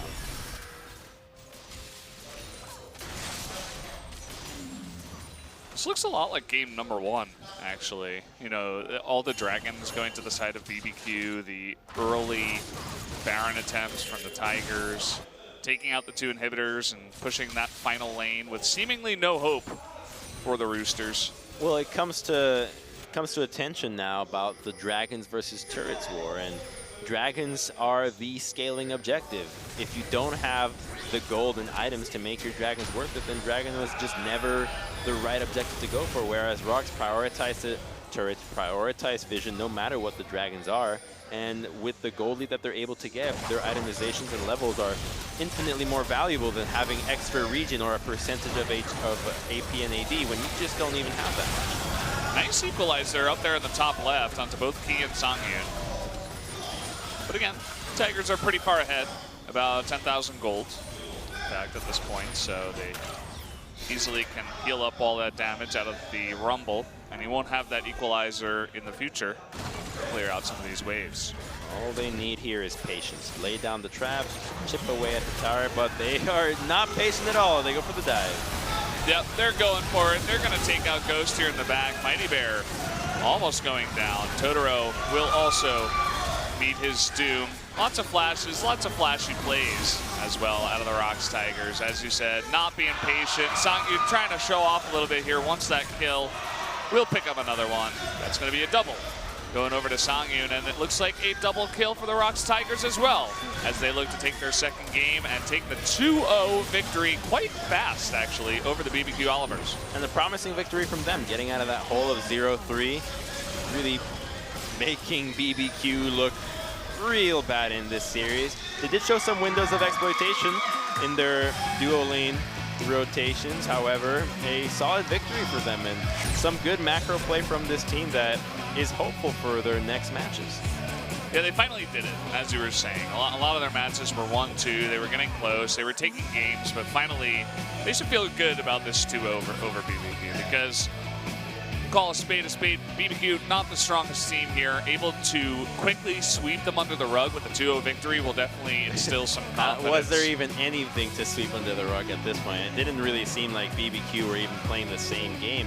Almost all their attempts were just disjointed, non-coordinated. Just go down the list of adjectives for that. And I think the real epitome of it was in that dive in the bottom lane where Lee Sin kicks Linderang closer to the duo lane that gets 2v2'd by the two solo laners, which are obviously higher level than the duo lane. So looks of concern from the side of BBQ, and for good reason. Crazy. Seems like he's got a lot to say about that series. I feel like his Rumble was okay. It was decent. You know, he wasn't really getting caught. He had some pretty good equalizers, but the rest of his team kind of letting him down. It's always hard to be a top laner when you're sitting there, you're like, hey, I'm getting a CS lead. I'm doing good. Guys, I can TP if you need it. It's like, ah, don't TP. We're dead already. don't worry about it, man. You did good Stay job. up in top lane and keep your 60 CS lead. It doesn't matter. Poor guy. But either way, let's take a look at some of these replays. This is that first attempt that actually went BBQ's way. With the teleport from Crazy, you're mentioning that he had a pretty decent game. He did what he could. An equalizer, and here once again doing what he can, stalling out, hoping that his team can back him up, but Temp just 1 minion away from at least trading 1-for-1. So painful. Crazy Dice here, of course. Temp's not wanting to stick around, and getting caught in the mid lane like this was not too good as well. And this was them responding to a play that ROX previously made. They're trying to say, maybe we can get the tier 2, and this is what I'm talking about. Here comes Bless. This is the anti-highlight for BBQ. He's like, oh, wait, you're telling me I can just turn? Oh, all right, I'll turn. The late TP2 just adds insult to injury. It's like, ah. And here the Zonias, where it's like, oh, I can just go forward and maybe kill It's Mickey. like the Cirque du Soleil. Watch me fly around, and why? Just because I can. ROX did a good job of really capitalizing on the mistakes of BBQ. Really loved the wall play there from Mickey. Good lantern there from Mickey to give him just enough health to survive that so he can flash away from Temp. Going to the results, not even a single Drake taken this time by the ROX Tigers. It's back to the drawing board for BBQ. The draft was questionable considering the play that committed to an early game tactic that failed miserably in game 1 and met the same fate in game 2. So we will be hearing from our MVP soon enough. Doesn't have to be the MVP here, but sometimes it is. And add a little bit of spoiler, Mickey was the MVP in game number 1. But let's throw that over to the interview right now. Hi, this is Jason, your translator, and we have Mickey for the interview. So it's your first victory for the season. How do you feel about it? So I felt we should really never lose this match. So we were really happy to win, and we had kind of relief. And we're trying to work better to get higher ranks. So you pick Galio and get MVP points for playing it, but you're actually the one who made like offensive champion. So what made you pick Galio? I have confidence that I can use Galio as a really offensive champion, and also I wasn't really thinking of using Galio as mid lane. I was rather thinking of playing Zed, but actually the playing Galio was the plan B, but it worked out as playing Galio, so I think I did pretty well.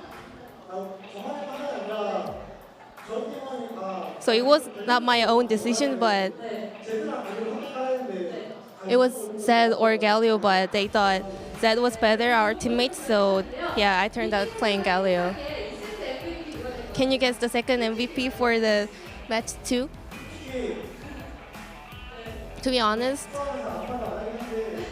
we didn't really talk about it in the gaming booth, but I think it's me.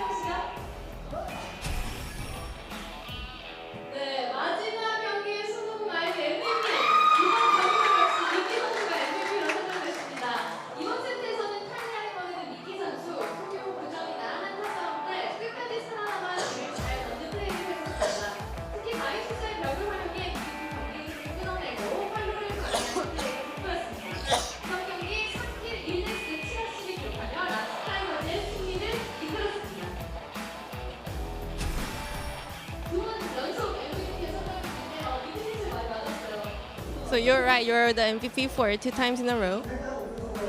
He said he was really actually expecting it.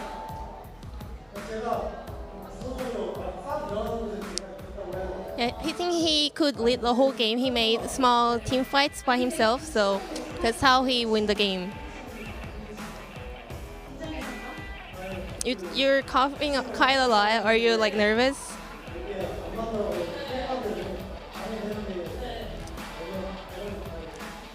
It's just I think I have a slight cold, so I better be going to see the doctor.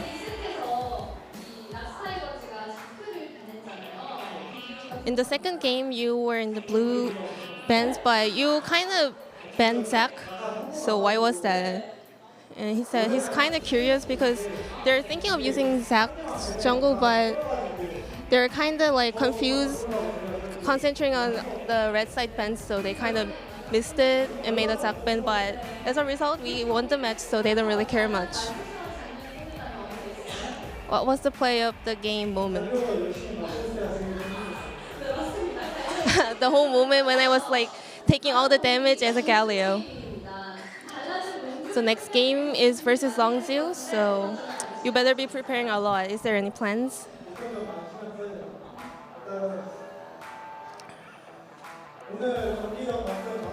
First of all, we should perform as well as we did today. And if we can, I'm kind of confident that we can have a really good fight versus Longzhu. And last message for your fans. Thank you for cheering for us, even though we were losing the whole games. And from today, we're gonna make it to straight wins. So we really appreciate your love and support. Thank you. And this is the end of the interview. Thank you. So there you have it. Hearing from Mickey, not just words. I hope he does go see the doctor. Not just words. Kind of scared me there a little bit, but yeah, showing his passion, I suppose. And finally, as he was saying, they've taken a lot of losses, and finally they're able to take a win. They're saying, please fans, don't leave us.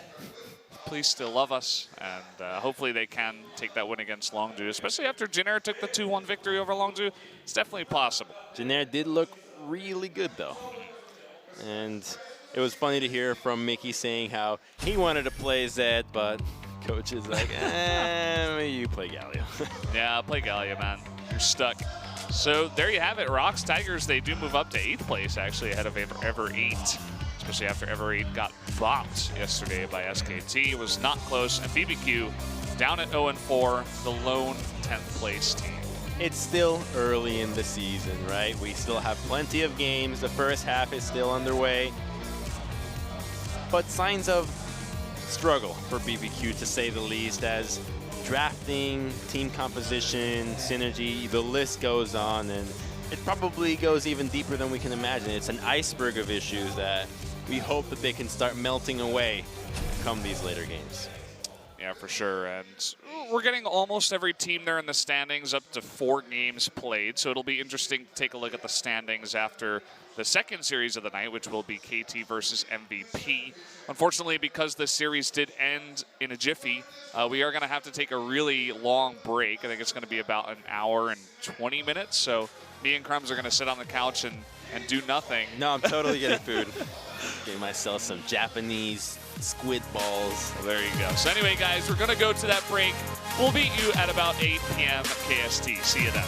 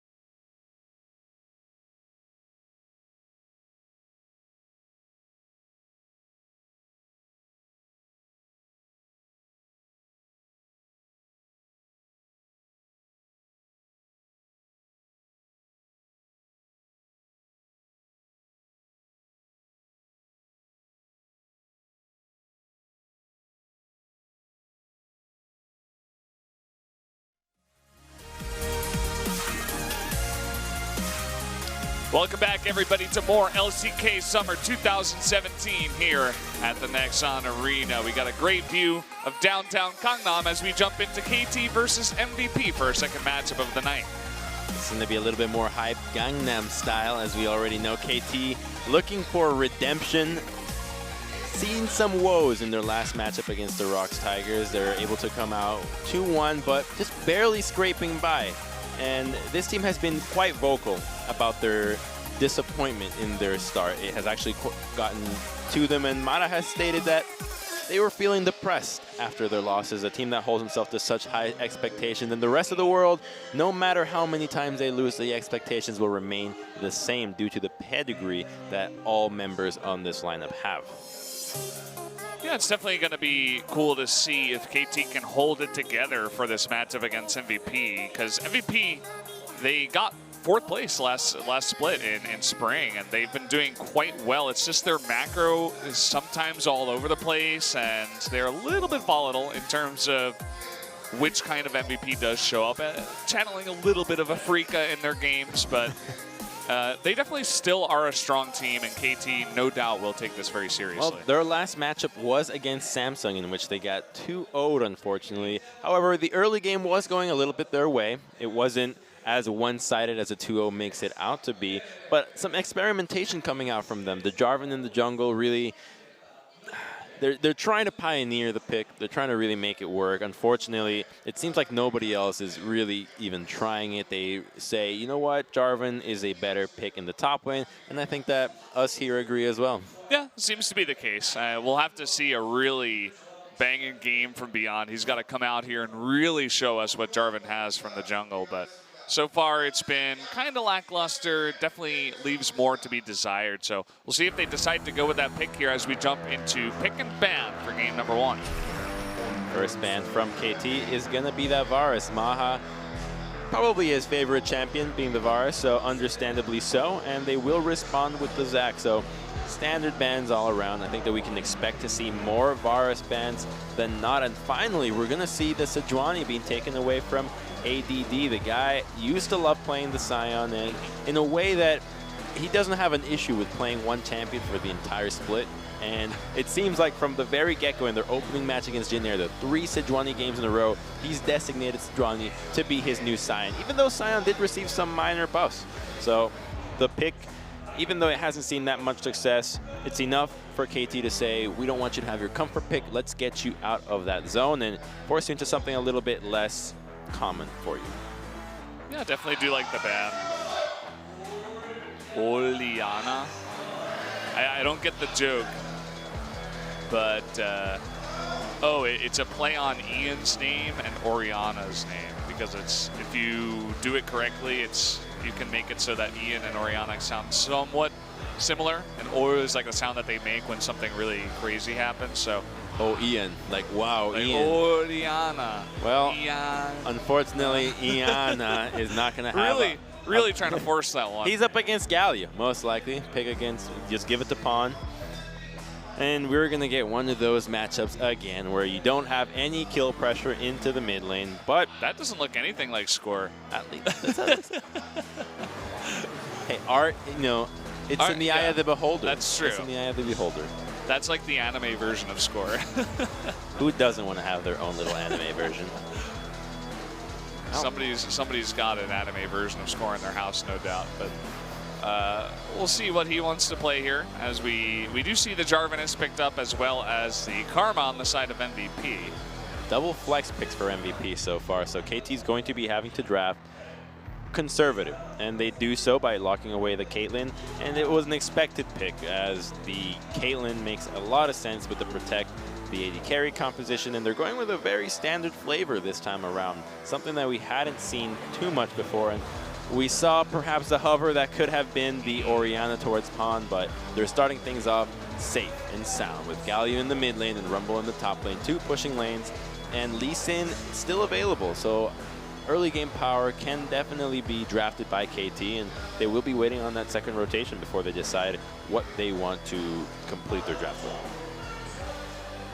Tristana, nah. We got Zaya left open, and that will be picked up here, so Maha will be playing on that Zaya.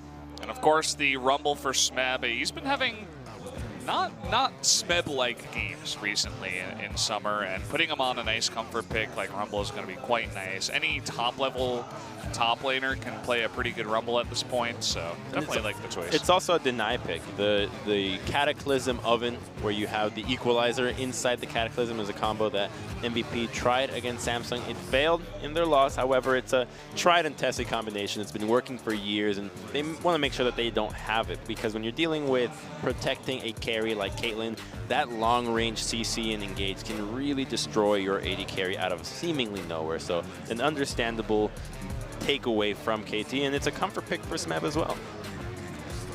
Taking a look at some bans here now. More protection for Caitlyn taken away in the Lulu ban. We do see Talia bound out. Don't want to see in on that one. And taking away Mata's Zyra in the bot lane. Another big protect pick, as Zyra can always lay down her Stranglethorns, and anybody standing in it will be in relative safety, as diving into that is difficult to say the least. Orianna being the final ban. So it can be a Galio support.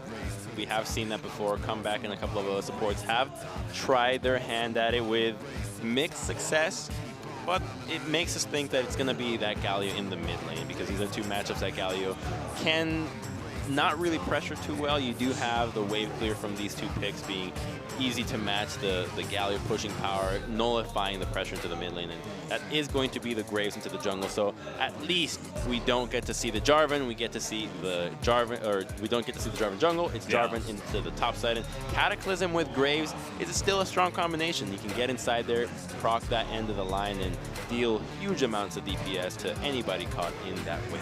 Yeah, and not even just Graves, but even the Featherstorm from the Xayah, some AoE damage out of Karma. Definitely you can see some semblance of a decent composition come together for MVP here.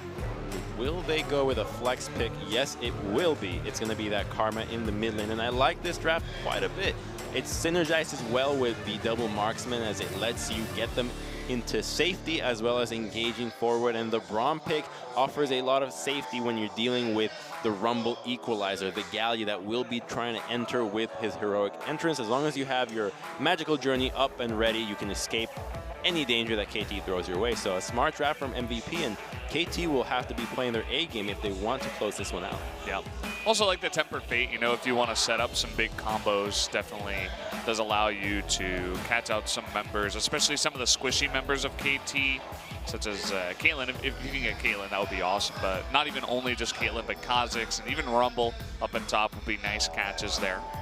There's a ton of damage on the side of MVP, and the cool interaction is that you can always just stun with the Cataclysm on Bard, and that always makes for some fun, fun CCs that KT might not be expecting.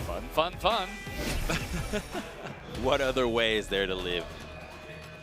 So nice compositions in here. I think this will definitely be a very competitive game. I wouldn't expect either team to just roll over and die, but definitely have to jump into the game first to figure it out.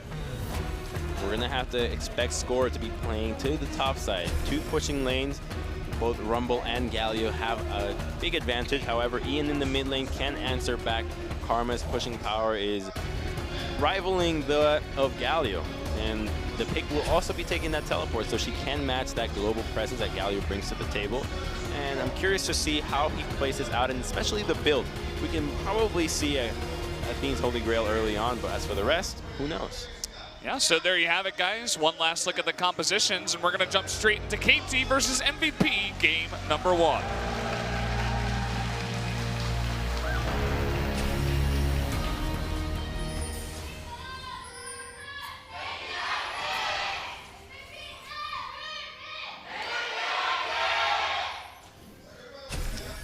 Louder cheers coming from the MVP side. Something you don't see too often. KT definitely has a very large fan base in Korea. They have telephones, they have internet. What don't they have? Probably have planes too that we just don't know about. Secret KT planes. Trying to rival Jin Air.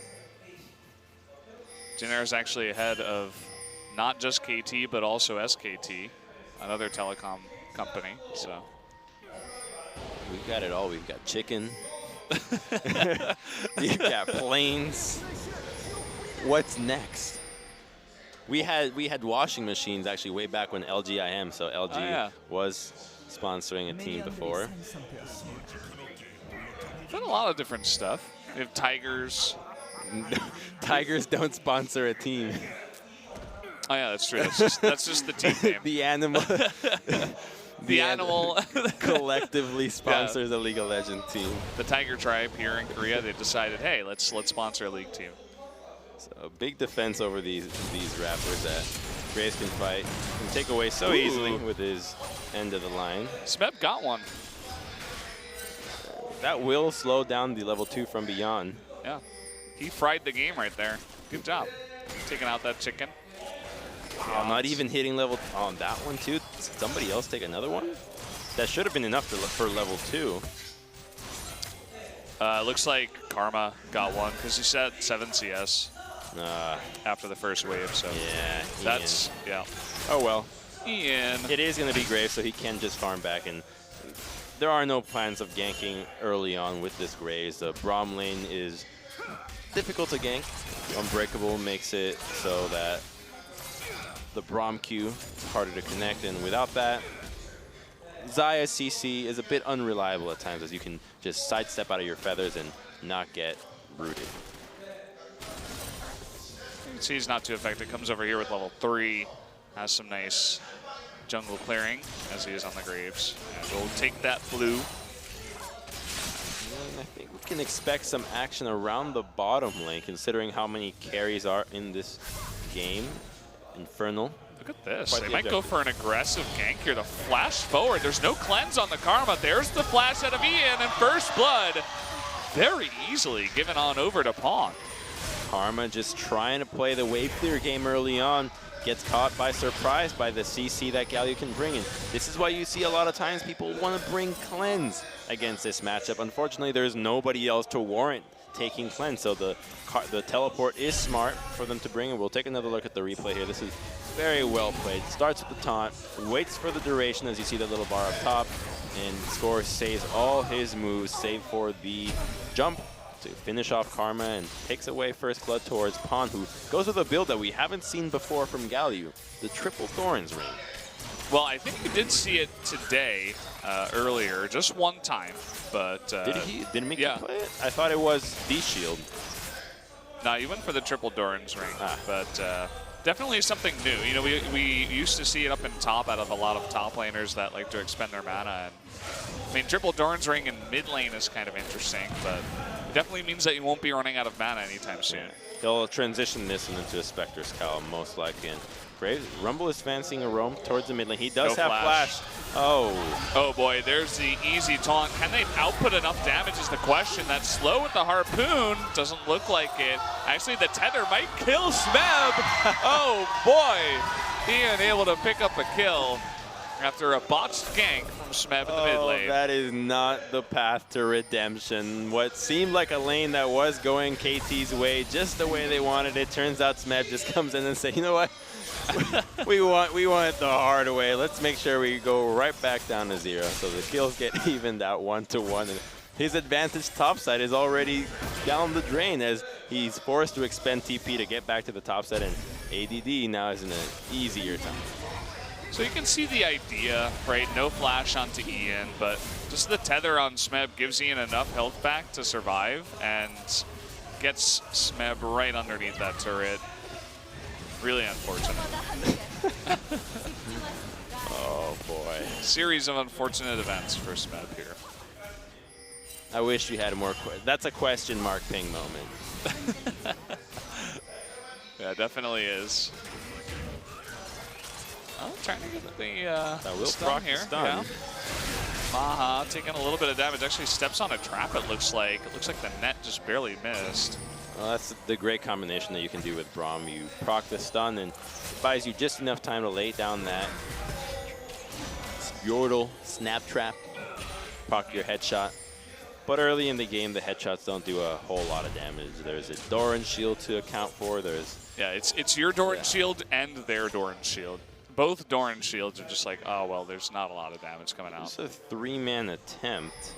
KT really pressuring this top side of the map, and it's evident with the vision as they have a control ward in the pixel brush and double green wards in the entrance to the red side. And so they know that Graves is nowhere to be found, and with Kha'Zix roaming in the area, if a collapse were to happen, it most likely would result in the KT 2v2, considering there's an equalizer that almost always wins you these early game skirmishes. You see ADD zoned out from the wave, not even level 6 right now. And I feel like every time we take a look at bot lane, it's just Deft and Mata show down here. It's the Caitlyn show. Yeah, that's what it is. Caitlyn is just such a big lane bully, and when you have the Braum that's such a counter-engaged champion to make sure that you can keep your carry safe, it means that she can play much more forward, abuse her range, and without any chance of getting ganked when you have a Jarvan stuck on the turret and a Graves who's not only not level 6, but doesn't offer as much help towards a gank. And now that Galio is level 6, the chances of helping this bottom lane are even worse. Yeah, would it almost essentially be baiting your team into it? Maybe you can go for something as Galio is top, and he is spotted now, but really want to take this red buff. Here's a collapse, but with isolated claws, equalizer, and Galio to tank everything, it seems ill-advised for Beyond to draw his team in here.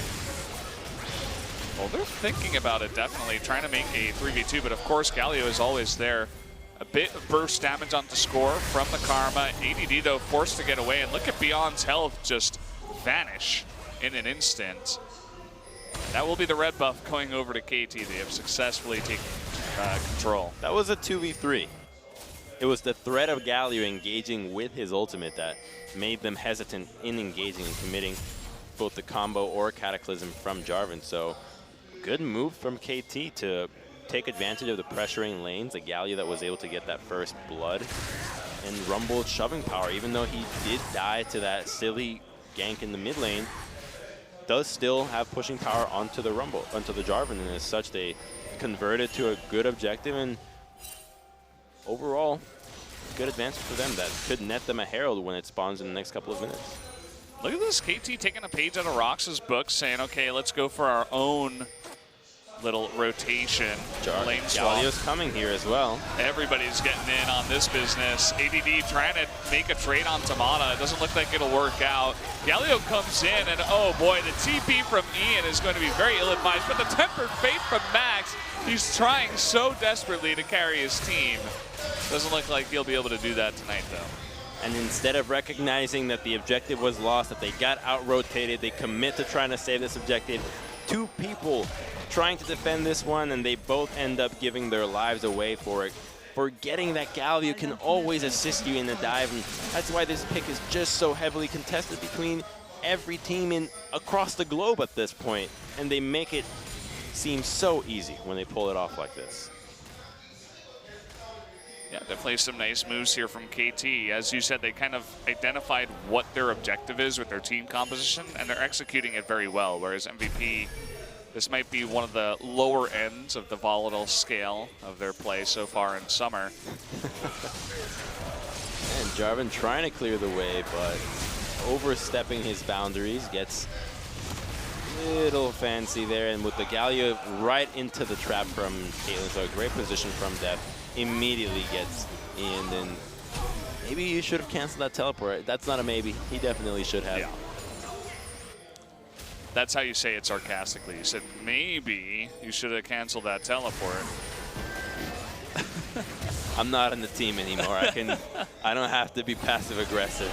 You can question mark ping from the booth. It's okay. Or from the desk rather. Beyond gets away from the equalizer, forced to burn his flash. And you can see that MVP, they're not giving up on this Drake just yet. Smeb is really trying hard to zone him out. They're nowhere near strong enough to take this fight. Jarvan is collapsing. They can get over the wall, 3 of their members. But they will just disengage. Karma has that Athene's Holy Grail, which is that semi-offensive, semi-defensive item that does heal your allies, and without your actual carries dealing enough damage, when you have a Xayah sitting at only a BS sword and Graves without even boots available, there's no chance of them winning a fight. The base values from every member on the solo, on the top side of KT is too strong to contest any of these objectives, so it's in their benefit that it was that Infernal Drake. Yeah, the Infernal is so good for their team too. The Caitlyn, the Kha'Zix, and the Rumble. Just going to benefit so much. Even the Galio, I mean, he's going to be super tanky, but he adds a little extra kick to his already high base damage. Now they're positioning towards that Herald, and they will start it right away. There is a ward in the back of the pit, so they are aware of it. And oh, I think that scanner is just barely not close enough. So. Just on the edge. So beyond, MVP has the opportunity to surprise this, maybe with a steal, but the moves get scouted out by that green ward, and they will disengage from Herald. How far will it chase tonight? Come back. I don't want to live in this world anymore. She just hangs out alone in the pit. It's kind of depressing. Well, what about Baron? He does the same thing. And he can't really move. He's quite violent, though. He's actually really violent. Yeah.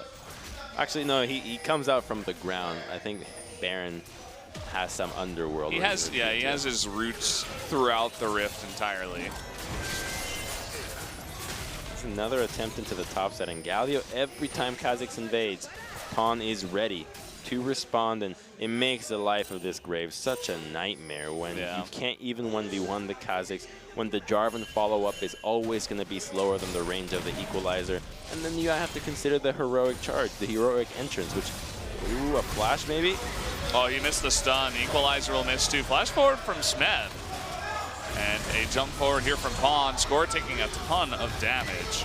Pawn with the heroic entrance will discards him from engaging, but with Ian here, they're thinking about re-engaging. A very low Pawn and Score. That's a nice bit of damage onto Pawn. But unfortunately, can dash away to safety, and MVP cannot follow up. And the more attention that KT bring to the top side, the less likely that this bottom lane is going to receive any help. And this opens up Deft and Mata to go for that first brick, seemingly by themselves. The turret is almost at one more wave that if they can just get some alone time there without any defense, that first brick going to a Caitlyn that revolves around the later stages of the game will be a huge boon to their composition. ADD, it doesn't look like he has Flag and Drag. Okay, he's waiting for the engage, and he even burns his flash. Oh, the Deathfire touch and just the burn in general will be enough to take him out. And so Beyond is just running back to his jungle, spamming the question mark pings, no doubt. Stone face Smeb there, not even recognizing ADD's mistakes. Like, yep, I knew this was happening. I knew he'd be feeding me. He saw it coming. And it looks like this time no ward in the pit, so this will definitely be easy for KT to take. If they tried to steal this, I feel like MVP would almost just get wiped, so they're going to give it up. But they will be giving up possibly even more than that. Caitlyn is about to crash her wave into this tier 1 turret, and actually, what am I talking about? First brick has gone down long before. Man. We had a long break. I think that's what it was, you know what I mean? Hour and 20 minutes. They did take the first brick. However, the point still stands that by putting pressure into the top side, you do open up your bottom lane that can shove in 2 solo out turrets. And this is one of the most common strategies that you see around. If you have lanes that can win, if you can isolate the jungler and distract them, which is the only saving grace for these lanes, then it becomes impossible for you to salvage these lanes with any gank attempts. And when you don't have champions that can teleport as effectively as the Galio and the Rumble, then you're stuck in lanes that are unfavorable. And you would have liked to see MVP just swap lanes constantly to try to match whatever KT is trying to do. Instead, they're stuck in the same lane, and they will be losing serious objectives out of this, as now mid-tier 1 is subjected to Herald. Tempered Fate catches Score. This is what I was talking about in the draft bait, but the taunt onto ADD means no follow-up. Huge equalizer, and they easily turn onto ADD. Featherstorm coming out of Maha, trying to save his life. Looks like he will live, but that will be tier 1 going down. An extra kill to KT, and they're really running away with this game. No one goes down for them. The engage onto Score. However, there was nobody there to follow up. His flash was up. There was no angle for Max to connect his Q, and as such, he just gets away and still alive. The commitment from the Jarvan without anybody to follow up means that he just gives his life and is a martyr for MVP with no avail. could see they were even sticking around to chip away at that tier 2. The Galio at full health, you can definitely do a bit of zoning, as they were trying to do there. It's 20 seconds onto this Cloud Dragon. However, it's not the most important. We'll take another look right here. It comes with the Tempered Fate. Death flashes away, but there's nobody to follow up on to score. Huge taunt onto ADD by Pawn. Really nicely timed. Second the TP came in. And the equalizer from Smeb was so critical in ensuring that MVP could not follow up. They had to make the choice of, do you walk forward into a Caitlyn through the equalizer, or do you just retreat? And the answer is almost always going to be to retreat, because when he has that Leandry spike this early on, and you don't have any magic resist save for Karma's Athene's Holy Grail, you're going to be roasted. You're going to be roasted. Yeah, you're going to be roasted. I was that's it. thinking of some adjectives, but roasted is enough. Well, MVP's threatening this, but again, they're so far behind that. Rook a Rumble. This is a great equalizer position. And Galio from behind with the TP. Uh-oh, there's the equalizer. Oh, all of them are getting tunked down so big. And Pawn now in from behind. This is just hurting the cattle at this point, man. Poor MVP. They're getting totally destroyed so far. Beyond's going to go down. That's a double kill to Smeb. And his Rumble is popping off. Max, no escape for you either. Score going to pick up that kill. Oh, yeah. This one's run away. If there was a Baron up, KT could be taking it right now, but Deft it's too early. Farming. He doesn't need to do anything else. The fight has already been won, and MVP committing to Cloud Dragon at 18 minutes in when they're down about 4K gold before this fight happened. And you still wonder what the priority has to be behind these objectives that have no gold value. And here they are. They had started it. They're retreating after they see the teleport. But the equalizer is just perfect there. You just can't. You can't get better than that on the equalizer. Redemption for his feeding gank onto the mid lane. Yeah. And it definitely looks pretty solid on the Rumble tonight. That's for sure. I almost feel like MVP's hurting themselves into a position that makes it kind of easy, but and this is why the pushing lane point has been hit a million times over. It's the nail that just never stays down. You have to always talk about it, because when you draft this way, it always benefits you. And KT taking full advantage of it. Now they're taking over the red side jungle. They're preparing for that dragon, that Baron that will come up in 1 minute. They're strong enough to take it at this point. They have members that can tank it. They have the isolation from the Kazakhs and the Leandry. So it's no secret that if they push this advantage and they get 1 or 2 picks, they'll go straight for that Baron and try to close this out game, you know, incredibly rapid fashion. yeah, I think even without getting picks, they could probably just turn onto it, but not sure if they want to take the risk. KT has shown that they're willing to at times. Now just trying to take out another turret, it seems. But look at the damage onto Ian. That's unbelievable. Smeb, though, did he get a little bit too feisty? It looks like the answer is no, as he does get away. Nice flash there from Mata to defend with the Unbreakable. Cool play. Yeah, great block on that ultimate. I don't think it would have killed Smeb, however. Remember that is a Graves that has fallen behind, so to kill a tanky Rumble that has a Ninja Tabi's under his belt is unlikely, considering he was at maybe 30% HP.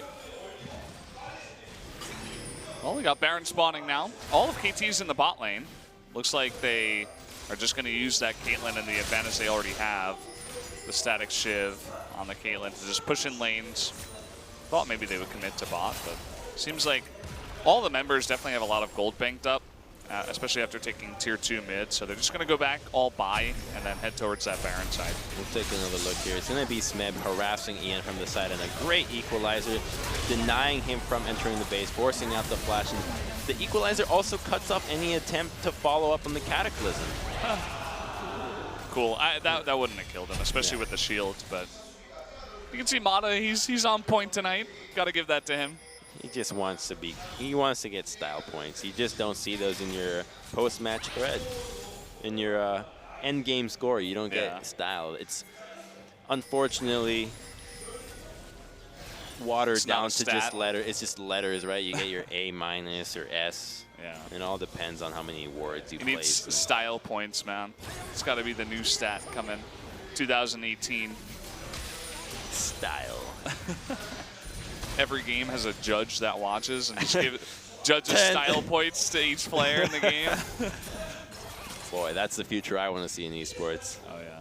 What would you give Mata for this game so far? Actually, for that play. That move was entirely style, right? As we said, like he wouldn't have died. He wasn't really saving anything. But Yeah, that's like an that 8. was pretty. That was pretty sick. I'd give that like an 8. 8 for style. Yeah. Here's that Baron rush. No vision means that Beyond can't even try to steal. Mata's sitting there with Unbreakable. Blocks it anyway. And Beyond, oh boy, aces the hold the flash forward from score. And Pawn looks to want to follow up. He wants to add some more kills under his belt. He's been only getting assists this game. We got another scrim in our hand. That's really what this is. Oh boy. This is one of those games where you scrim the main team and then they're like, yeah, you know what? You want to scrim the sister team? So actually, the first time I came to Korea was like 2012. We were playing in OGN, and we were playing against Zenix Storm, and they crushed us so hard that they said, you can't scrim us anymore. You have to beat our B team before you play us again. So they relegated us to play against Zenix Tempest, and they were more around our level. I think it took us the entire month to take them down, but by that point, we had actually already Take them down once? No, to like keep up with it, to like consistently beat them. But by that point, we Okay. already lost in OGN, so it didn't really matter. Sad times. The good Hey, I mean, old you days. came out to Korea, and that was a pretty good experience, no doubt. Yeah, it was a good experience. I mean, I've been Look here. over at you, you're just sitting in silence with your head I'm in your hands. I'm like, oh. Was it a good experience? I'm not sure. Well, this is certainly a not-so-good experience for MVP. They're down 10,000 gold with a Baron push against one of the most obnoxious champions to play against when you're behind, which is Caitlyn, I feel. I actually But banned also- Caitlyn in solo queue now. Do you really? Yeah. I thought Blitzcrank was your big solo queue ban for a Not while. anymore. At least I can practice dodging his hooks. I'm a perma Zac banner. I played against it one game and I was just like, no, this isn't happening in any of my games anymore. I'd imagine MVP would feel the same way about Galio this time around. As Hey, we had the sign earlier. It said ban Galio. how many times must it be repeated that Galio is super broken? Oh, look at the style dodge there from Deft. And Smeb trying to add some style points. Will he get that kill? Leandri's Deathfire touch, barely not enough with the heal. And, well, guys, it looks like this will be a quick one. Might just be a quick day today. This is not looking like the very competitive MVP we've seen at times. Well, yeah, I think with that MVP was left behind in spring. It's unfortunately the summer season this time around, and the woes that they encountered in their earlier matches are even more apparent this time around. However, KT has been playing a solid game, and you would expect the top team, as the standards that they hold themselves to do this to teams that are on paper worse than them. The one thing I want to see, you know, we've been memeing a little bit about it, but seriously, ban the Galio against Pawn. I mean, he's been playing it so much. He's so good at control mages and just pushing mages types, and it's so good for him. And so good in general anyway. Just take it away from KT. Don't let him play it. It's time to stop Galio. It's time to put an end to the madness that is the Gargoyle. Look at his itemization. That is so gross. That is disgusting. Ugh. I'm revolted. I'm withering inside thinking about being Graves or Zaya hitting a Gargoyle Stone Plate Thornmail Galio. At 25 minutes. She doesn't even have 2 items. That's a Phage. He's got a hammer trying to crack this Gargoyle. It would approximately It's a wooden take hammer. him. It's a wooden hammer. It would too. take him about 5,000 years to actually kill Galio by himself. Let's be real. I think if he had a regen item, he probably would not even suffer damage. It's coming soon. Out of Pawn. I like Maha's choice in item here. He bought the rapid fire cannon and says, I'm going to need to AoE things down here if I want to ramp up my DPS. Go with Hurricane. Yeah. Trying to hit as many members as possible. Wants to buff his stats a little bit. Look at him go. He's trying so hard to kill score. He's shooting glitter.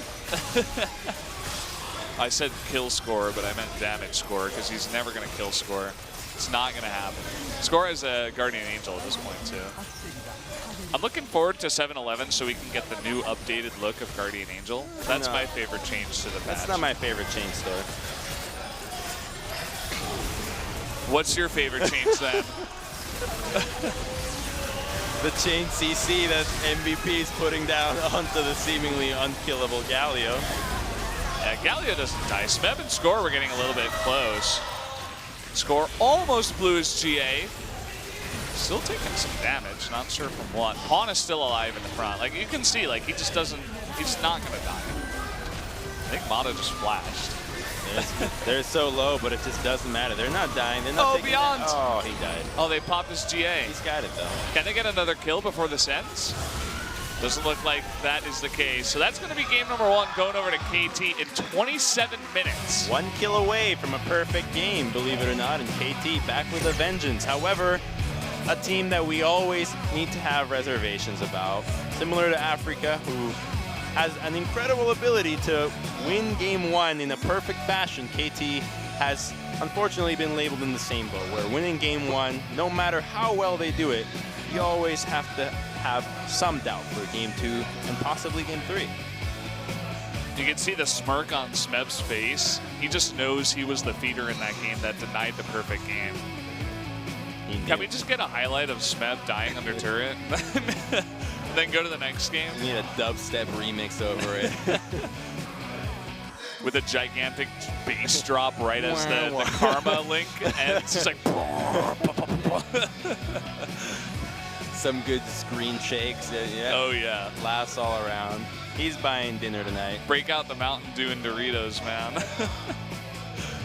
The Karma from Ian. Looked like the only hope at many times in that game as well. Really? You held hope? Well, it looked like it may have been the only hope for their team. Turned out it wasn't. So, guys, that was a really quick game, 27 minutes. It looks like we're going to get a replay. This was the kill that started it all. Great gank, level 3. Always have to respect it. A 3-minute gank from Kazakhstan. That's why this champion is still so contested. This is the time. The only death, the only Brother Smeb, big mistake that I guess KT made was trying to pressure mid a little bit too hard. Not enough screen shakes. And this great rotation, just using their composition to a great advantage. We're going to get a freeze frame of this. Look at this. Look at the positioning. So good. You guys don't get to see the rest. Not on this broadcast. Print that one out. Yeah, not suitable. Refresh your browser. It's mature audiences only. Yeah. You got to put up the you got to put up the VPN to view that one in Korea. So, guys, we are going to jump into a commercial before we go into game number 2. I hope it is as fiery and as spicy as that first one. We'll see you guys in a couple of minutes.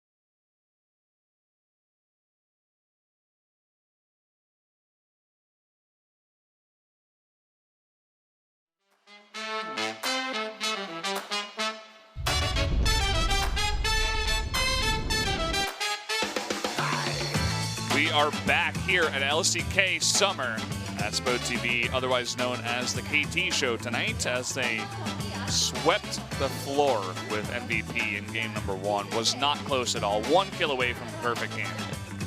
Barely any dust specks on the floor. It was a complete disintegration of MVP, and Smeb will be taking that MVP while his kill contribution isn't as high as you would have expected an MVP to get. His equalizers were off the charts. He did have that one whoopsies in the mid lane that did net away the perfect game.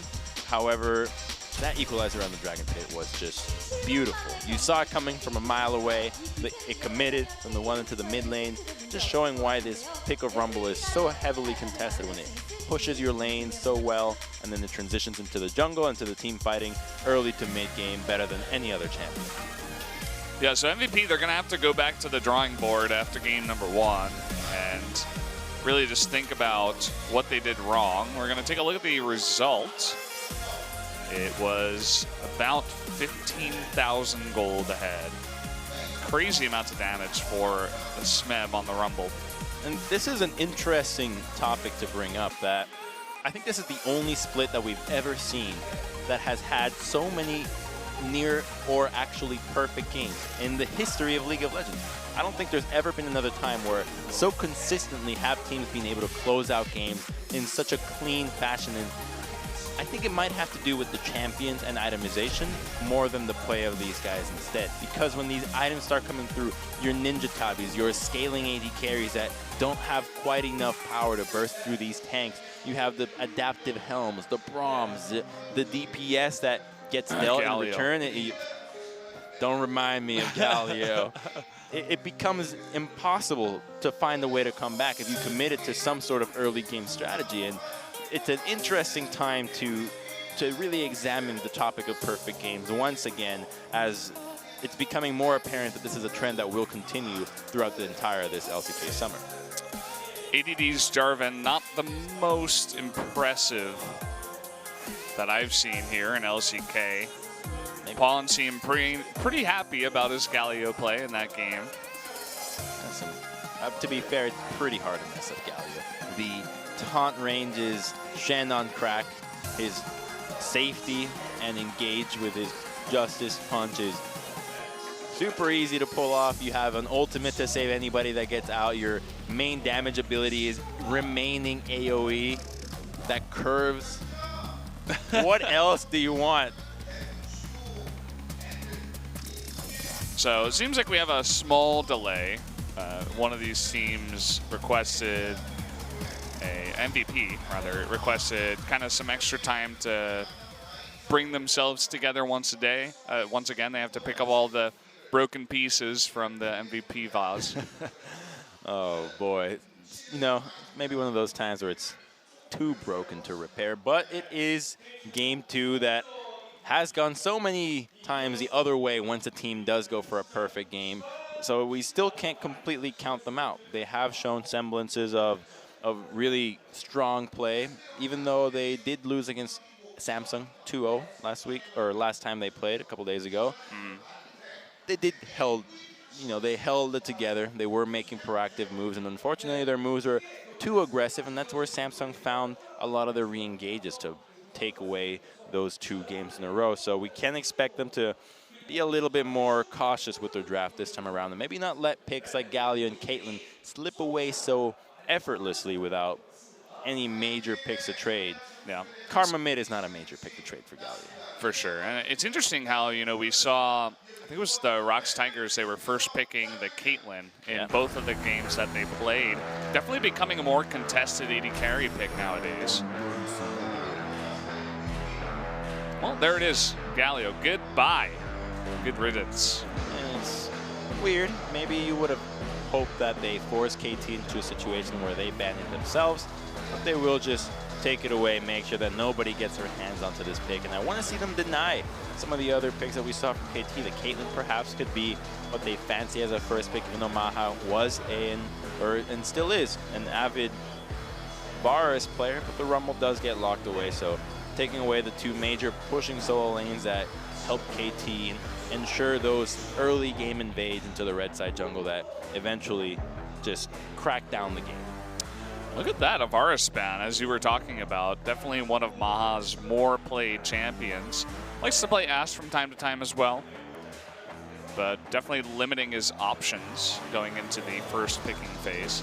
You play a champion so many times, it's only natural to expect the team to start targeting you out. Even though it might not be your strongest pick, they see it as a comfort pick and as such will remove it. And they do remove 3 out of the 5 champions that KT played to victory last time around. Now they're going to have to cook up something different if they want to take down MVP in a swift fashion. Orianna ban, they're really respecting Ian's Orianna today. That's the second time. Thresh is up. You might see that pick. Max has an affinity for these hooking champions. And I completely forgot. We forgot. Zach is up. We totally missed that. That's going to be a definite pick here for MVP. Yeah, nice stroll. Urgot. He looks kind of like Zach. I'm sorry, team. Yeah, Zach the obvious pick here, and I cannot believe that KT let that slip. However, KT have the option of putting the pedal to the metal early game with their composition. Thresh is going to be the lock away for them, and they still have the junglers that can influence the early game tremendously. You have Lee Sin and Elise, who are no strangers to snowballing games out of control. And if Zach just doesn't get going, and if he doesn't get the right vision to get those elastic slingshots off, then he's going to have a difficult time finding ways to influence his lanes. And KT recognized this as Zach's weaknesses. They take away the Elise, and you know what's also? Oh, never mind. Sorry. Oh, go ahead, please. No. I didn't see the Cinder ban. I was like, what the hell? Everything's getting through, like Zach, Thresh, Elise, and then I thought that also Cinder was available. I was like, what the hell happened? I should have not said go ahead. Yeah. Should have said no. Kalista does get denied. We have seen Deft and Mata carry real hard with these 2 picks in combination, but the Braum and Kalista make for a mean duo lane, and when you have Zach paired, this is a much deadlier combination for MVP, so I'm hopeful for their draft against KT, and if they can weather the storm early game, and they are saving their solo lanes for their last rotation, they can have an easier time for the early game. So I think that Talia might be the pick that we can expect to come out of Pawn, perhaps, in the second half as the first rotation. Ooh. And saving the counter pick for Smeb. Kog'Maw picked up here for Deft with 0 seconds left. So that'll be a pick that we really don't see all too often. Even though over at MSI, there was a lot of these hyper carry ADCs that we're seeing some play.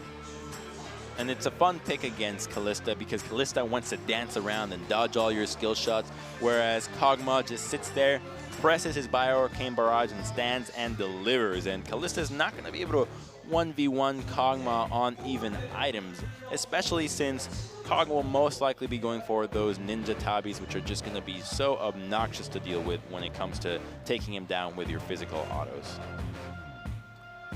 Yeah, so speaking of a pick that is still available, that is usually highly contested, Kennen also still available, not banned, not picked by either team.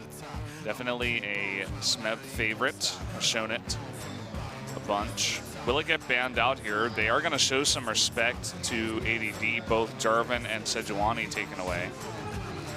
No beefy tank lines available. They have to resort to something else, forcing Max to, or ADD to maybe play a carry in the top side. And if KT saves the last ban for Smeb, as we expect them to do so, it can open up an exploitable window into the top side when you have Elise plus a physical top laner. Renekton is one of the huge divers that combos incredibly well with Elise in taking down nearly any champion into the top half. We'll see if they actually are serious about taking this cannon. There it is, the lock-in, as it did escape the ban phase. Actually, MVP choosing to ban out the Jace, which, you know, usually a pretty good pick against the cannon, so MVP kind of shooting themselves in the foot with Well, that. it could be a flex pick for Pawn as well, so it does have a lot of synergy with the KT team. It works well into Kennen, as you're mentioning, and I like the Jace ban. It does offer a lot of defensive tools when it comes down to getting away from Kalista, from the Fate's Call. And what's their answer, though, in the top lane? for the Kennen. Yeah. Maybe the Kled. It did get hovered in. It does make some sense. We have seen it come to some success, and we're going to get a treat. Oh, here we go. We're going to get a treat. All right, pat on the back for ADD. He is back with this Scion. And I'm just so glad we get to see this man take down the Scion. Only 2 people in the world really try to take this pick, and ADD is one of them. The Scion did receive some minor buffs, and we have seen ADD lane against Kennen before. And Kennen is, you'd expect him to be a huge lane bully into the Scion, but now that there's the Doran shield available, now that his itemization becomes so easy, Ninja Tabis, or if Smeb feels like he's going to be going with AP, which is incredibly unlikely considering that there's such a magic-heavy lineup from KT. Cog does have a lot of AP. You can expect his Blade of the Ruined King to not have such a huge effect onto the Scion. His beefiness is nothing to scoff at, and ADD is such an impressive Scion to watch. His ability to drift around Summoner's Rift is impressive to say the least, and when you have 2 immobile carries in Victor and Kog'Maw, we can expect some serious ultimates happening. Yeah, very excited for this game. This is definitely going to look different from what we've been seeing a lot tonight. Let's not jump the gun. Yeah. We can't see a stomp still. Yeah, it could happen, but I do like the picks. You know, the Kog'Maw Thresh coming in. We get to see Callista. Get to see stuff that you don't often see here in LCK because it gets banned out all the time, such as the 2 junglers, Elise and Zach, coming through. 1 apiece for each of these teams. Zach has a 100% win rate on the 1 game that he did slip through. However, it was BBQ that let it go through, a team that is sitting at the bottom of the standing. So maybe other teams have started to figure out how to play around this champion, and KT will be taking it to their comfort pick seemingly, as all these players have had some success in these picks in the past.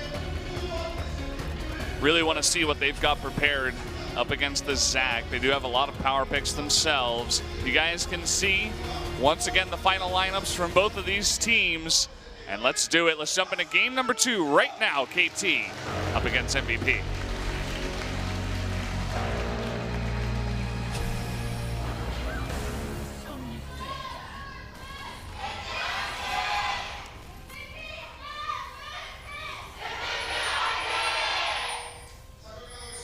There you go. Game 2 is now beginning. He's flying. He's flying with his jetpack. Okay. He got tired. The jetpack, I mean. There's a lot of gasoline spent in that one to bring around Scion. How much mile per gallon do you think a Scion gets? MPG, as much as the worst Hummer you could imagine. I wonder how heavy Scion is. Is he as heavy as a Hummer? It's got to be multiple tons. I think there was some sort of measurement where they're giving away the measurements of league champions, and I believe Nautilus and Malphite were the tallest. The tallest? At a lot, maybe Nautilus was like 14 meters tall. 14 meters? Yeah, for you feet users, it's 42 feet-ish. How is that even possible?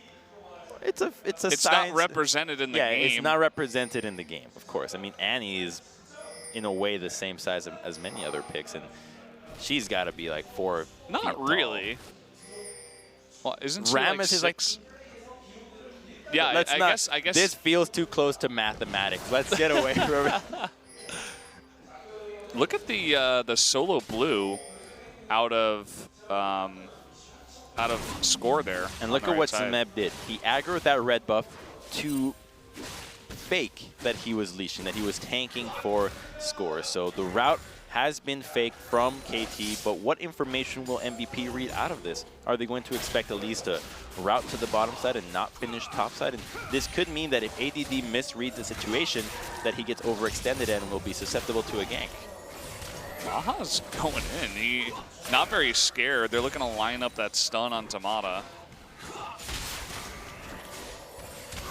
With pings onto the red buff, both junglers will finish topside, and ADD is not playing very aggressively, but pings go into the blue buff, so they immediately read out the route from Elise. So the early fake no longer works from a good move from Ian, taking advantage of it. The Talia pushing power and rotating to scout out the jungler. Yeah, good move there, not assuming anything. And seeing the red come up at that timing, they know that she started at the blue, can easily map. Well, when you assume, you make an ass out of you and me. There you go. Because it spells assume. Yeah, I got that one, Crumbs. I figured it out. He missed the cannon minion. Did he really? Yeah. Oh, that's so sad.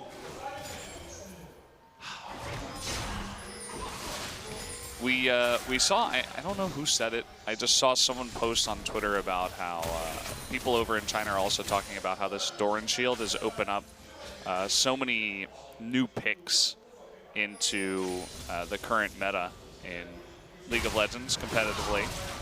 Kog'Maw definitely having an easier time early game. Picks like Sion up top against Kennen will obviously have a much easier laning phase. Here comes Majin Buu. Oh boy. Yeah, there it is, that OPQ, and Pawn is forced to flash. Yeah, such a frustrating ability to deal with, because before Zach would miss his elastic slingshot, which most Zacks would miss that ability as it's not the easiest to hit, especially early on. But now he misses and has an extra like 900 range to CC you, so it doesn't even matter if it connects. Ooh, nice stun there onto ADD. Getting a little bit, taking a bit of a chance, you could say, against that stun was ADD. Now we can expect Beyond to look for a revisit into the mid lane, now that Pawn has no summoners. So smart purchase from him, goes for the CDR boots early on, and that's going to keep him safe in the mid lane, as Ghost and Flash will be coming back up. We can expect a gank bottom lane. Oh, there's that hook into Cocoon. This might just be a dead max early on. The Flash coming out. That's first blood given to Deft on the Kog'Maw. Beyond's coming back here and trying to help out, but just a little bit too late on that one. And if we get another look at the replay, I believe Max actually misplayed that escape. Might have been able to force some extra summoners out of KT by using his dash first, then the flash. As when he flashed backwards, not able to find the target to dash to. And here comes another gank. We'll see if they can make this happen. No flash onto Pawn, and there's the Gravitic Field coming down. That's an easy lineup, and that's just what Zach offers you at this point in the game. All too easy, and the new Zach just becomes a ganking monster as he can follow up so easily, and they still have a timer on Pawn's cooldown, as he did not purchase the boots before his flash went down, so he still has to sit through that 4.5 minute cooldown, or 5-minute cooldown for mid laners, as he most likely did not go with a cooldown reduction on his summoners. Just a bit of trading down here. You can see that the CS is definitely competitive. It looks like Deft is slightly behind, but picking that kill up and the wave that he has coming in, he'll be just fine. You're always okay with scaling on Zach, and here's another attempt onto the mid lane. This is going to be a level 3 elastic slingshot, unlike the first attempt, so he can stand a little bit further. Alicia's not going to be able to respond, but look at how far back Pawn's playing. He's not even close. He knows he needs that flash, and this time some smart play out of Pawn will keep him safe for now. And if that gank were to connect, the kill would not have it connected, but they would have had enough chunk to force potions out and maybe even a recall or a dive on a revisit. ADD's back. You can see the biggest CS discrepancy is up in top. It looks like Smeb is doing a pretty good job of stunning ADD whenever he goes for that big knock-up to clear up the minions. Trying to freeze the wave now and even delay the back of Smeb. Be somewhat successful. And this is just what happens when you play into this matchup. You try to weather the storm early game until you get some decent itemization, until you can farm, sustain yourself from the harass with your, damage reduction, and catch back up. We've seen ADD take this matchup before the Doran Shield change came through, and he was able to do just fine, and we can expect him to do that once again. Here's another attempt. Oh, no. Oh, Pawn. Oh, he actually juked, maybe, you know, not on purpose, but kind of juked beyond. You do get to see the shadow lying on the floor, so I think he is expecting to get camped as his flash is still down until that window is back up. He is going to have to play as far back as we have seen him. Deft getting in there and making sure he takes out that ward. He's actually ahead of Maha in terms of farm down here once he clears up those 2 minions. Is he fancying a visit into the mid lane? Could just be some wards. Yeah, it's just going to be a control ward and nothing more. And it's always so obnoxious when you're dealing with a top laner that is warding deep inside the jungle. The wards are often more effective than wards that are just for the lane, as it can help out the entire team. And let's see map out the route that Elise is taking. A fight breaking out down here. Deft thinking about taking that one, but no lineup for the death sentence of Mata. You can see the way that MVP is playing this lane now. They're doing it smart. They're recognizing where the Bio-Arcane Barrage comes up. Nice chunk. I'm surprised that Scorer was just standing still there, almost waiting for it, trying to be captured rather by Beyond. And they're looking for that kill. Should be able to line it up, but the passive comes through. They cannot follow up. Just one extra piece of Zach. When you think you got him, you don't actually got him. Just a slight miscalculation from Beyond there, trying to pick up Score. So it was a great attempt from Ian, edging the wall, knowing that he was out of sight, and just barely gets to shove on him, chunks him out, but unfortunately the channel onto Score was a little too early, and here he goes again. Watch him just move ever so slightly, gets in range. Here comes Zach, and while he does not get the shot, such a nice into that.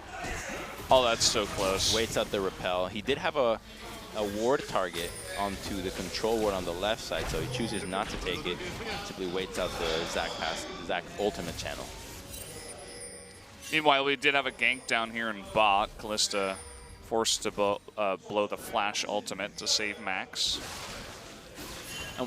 And yeah, they just have to wait out the Bio-Arcane Barrage, otherwise you cannot trade with the Kog'Maw, and that's how you play around this champion. One of the few ADs that you really need to consider the cooldowns that he's bringing to the table, otherwise it's impossible to match his DPS. The percent HP and enhanced range make it difficult for Kalista to trade with. See that ADD up and top has actually caught up quite significantly in terms of the CS. Not too far behind. Definitely very competitive when you're going up against a Kennen. Not many picks can be that close in terms of farm against this pick. It's only going to get easier from him. Stacking armor, and if Elise is to visit this lane, the HP and tankiness of Sion on top of his ultimate make it not a suboptimal gank for a target. Gank target. Yeah. Oh my God. Mata hanging around mid. Now that the bot lane of Max and Maha went home, immediately Mata starts moving around for a gank, for a bit of a roam into the mid lane. In the slow early game from Score, pings go onto the Herald, so he will try to solo out this objective as he can do so easily, but on a ill time, as Max and Maha end up swapping to the top side, and they might be able to scout him out. However, the roam from Pawn and from Mata and Deft signal that they are here to defend this objective, and things go out now. There might be a fight for this objective soon. Can be lanterned out. Oh, Deft with the dodge. There's that lantern. They get the death sentence onto Beyond, and it looks like he will go down this time around. Teleport forced to be canceled by ADD. That's a nice kill pickup for KT. No passive around for Zach means he gets caught and killed, but Herald does de-leash, so they are unable to transfer the objective. And this, oh, here it comes. It's following them again. Who started this one? Hey, you can't do that to me. You need to finish what you started. Yeah, you need to take me with you. I want to join the fun in the lanes. Poor Herald, just always left behind. Not always. Sometimes they take her. Yeah, and then they just use her poorly. Yeah, very unfortunate. See a someday they'll treat her right. Here. There are no wards for Smeb to know this. All they know is that Talia has left the lane. This should be a pretty easy setup, but Smeb does have his flash. Oh, that's going to miss. And, yep, easy flash for Smeb. At least they do blow that summoner. But it is something. Looking for a kill here on Tamada, who actually is able to play his way to the victory. Will follow up with the death sentence onto Braum, who's extremely tanky. Nice stun on Tamaha with that Gravitic Field. He is going to be taken out. And a nice play by Pawn to open up that kill, and he wants more onto Max. With the exhaust coming out, will not be able to get it. Another dodge against the Zac. And I don't think this is beyond misplaying it. I think KT is just so aware of the Zac, and they're always waiting for that. It's a little bit of both. Zac is not the easiest champion to play, believe it or not, considering how banned he's been recently. So you can't expect any Zac that you see now to be the most refined at this champion. However, the boot purchase from Pawn does make it a lot easier for him to dodge out. And they try to go into Mara, but the play is just so on point, and there's just no chance for them to follow up. They're fighting a 4-on-3 now as Kog'Maw is collapsing from the top side of the map. And even if Kog'Maw weren't there, they blow everything, all the CC, and no damage follow-up means that no matter what would have happened in the remaining fight, they would have lost it. Oh, ADD might have overstepped his boundary. Trying to trade back here to Smeb, as you said, with the Ninja Tabby. And the Bomby Cinder is going to be very tanky, so does not die, but has to burn his flash. And this all has just been MVP trying to do too much at the same time. When Talia committed to the gank into the bottom side, that should have been it. They should have reset. Let's not try to make anything happen into the top side. We don't have any pressure into the mid lane, and so Pawn will be roaming first. But instead, they get greedy. They see the opportunity with Mata, a seemingly sitting duck in their eyes. They pull the trigger in. They quickly realize that they have overreached and get collapsed on and end up giving away too many kills and a Herald.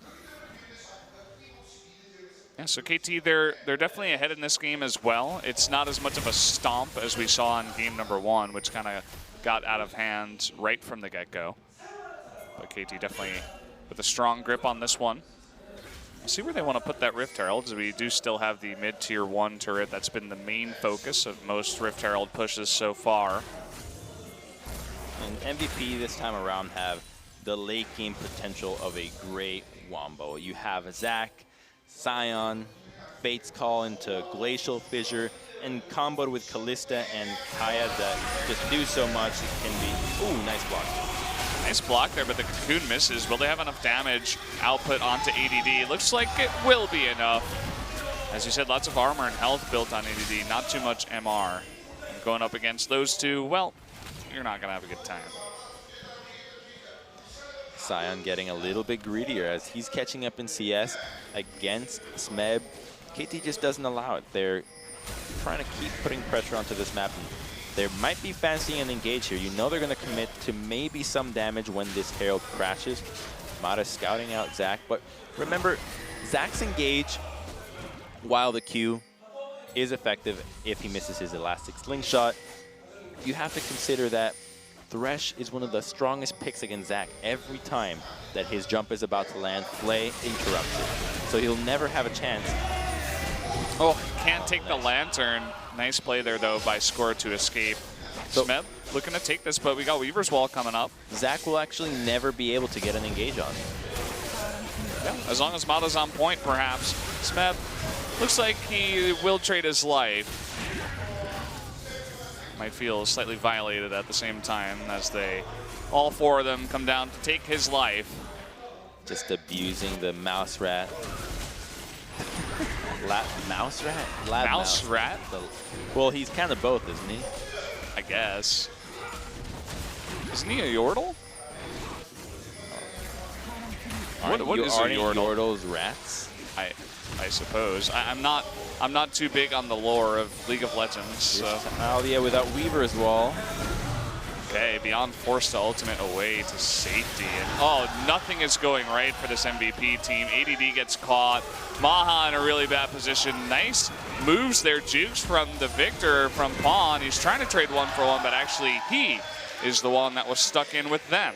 Good outplay from Maha, and now they're thinking about taking this tier 1 to the mid lane. There is no wave clear, so MVP will walk away with the tier 1 dropping first for them. So it's a good advantage onto them, and what was an attempt onto the bottom lane that was hindered by the ultimate missing, and we're going to take another look here. I'm pretty sure he used his charge and just headbutted the turret as Def flashed away. How does Score die to this? Really? He did?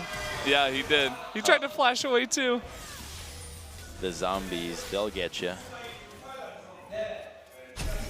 Then we got to see Smeb's big play there at the end. Lightning rush into the brush. Getting rhythmical.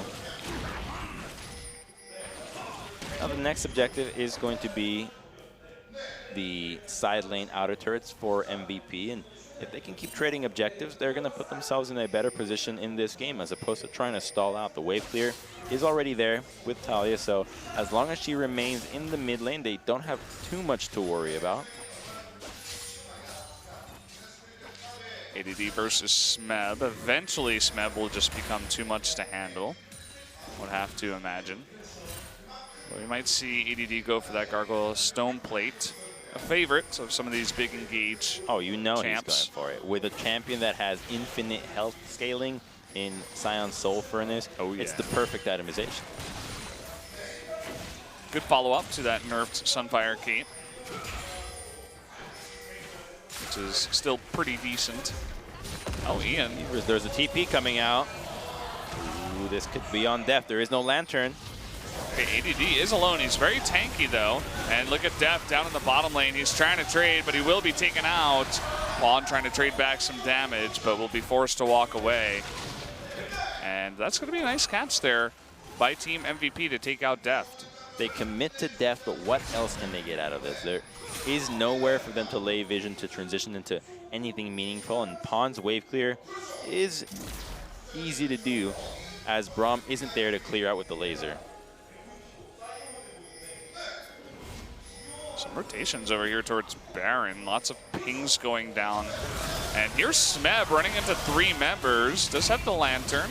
Will stun up a bump to the members. There's the hook onto Maha. That's what they were looking for. Mata rather, showing up big on this Thresh pick. Nice stun there onto Beyond too, to not allow any follow-up. The second Kalista gets hooked, there is no chance for them to win this fight. As soon as the gravity field got laid down, you know that's a zone where they want to be looking to CC somebody even further. Once again, however, it's only kills and no real objective. The blue buff does spawn, and they're perhaps thinking about this tier 1. Will Talia and Zach defend this by themselves? There is a slingshot that he can commit. Here's Elise. Miss Cocoon. We got Max over here too on the Braum. Oh man, Deft in a lot of trouble, is trying to trade back onto Ian. Can he get that kill? It looks like he will actually. Score able to follow up for that. Nice capture there by Beyond, but there's no one to follow up. The catcher into the concussive blows or the Winter's Bite really saves that play. Otherwise, Deft would have lived, and that would have been awful for MVP. They still save down this turret, and that will keep them competitive in this game as the lead continues to grow for KT. It's always mid lane turret. Yeah. Such an important objective. Those minions, they were trying their hardest. Let's see this once again. Deft is just eating too much damage in the front all alone. Gets so greedy. You can see Mata goes down here too, and everybody groups up for this one. Zach dies in midair. Oh, that was so close to being a disaster.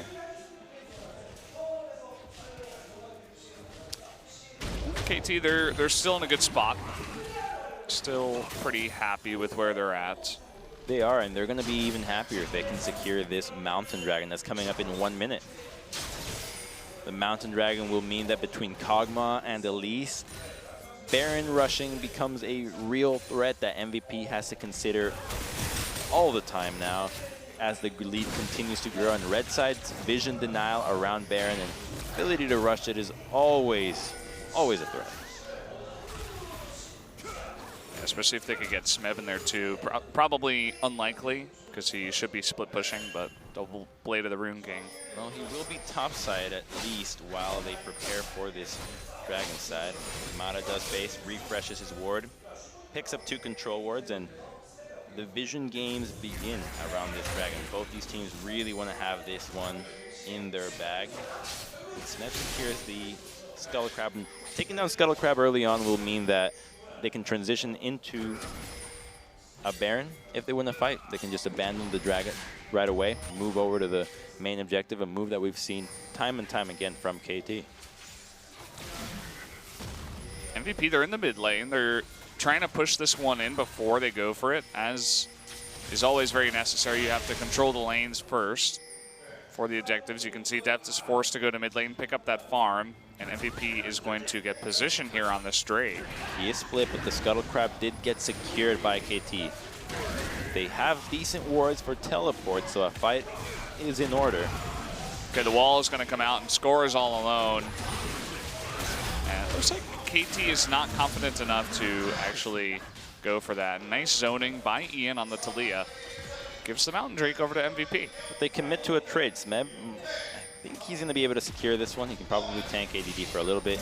Doesn't plan on risking it.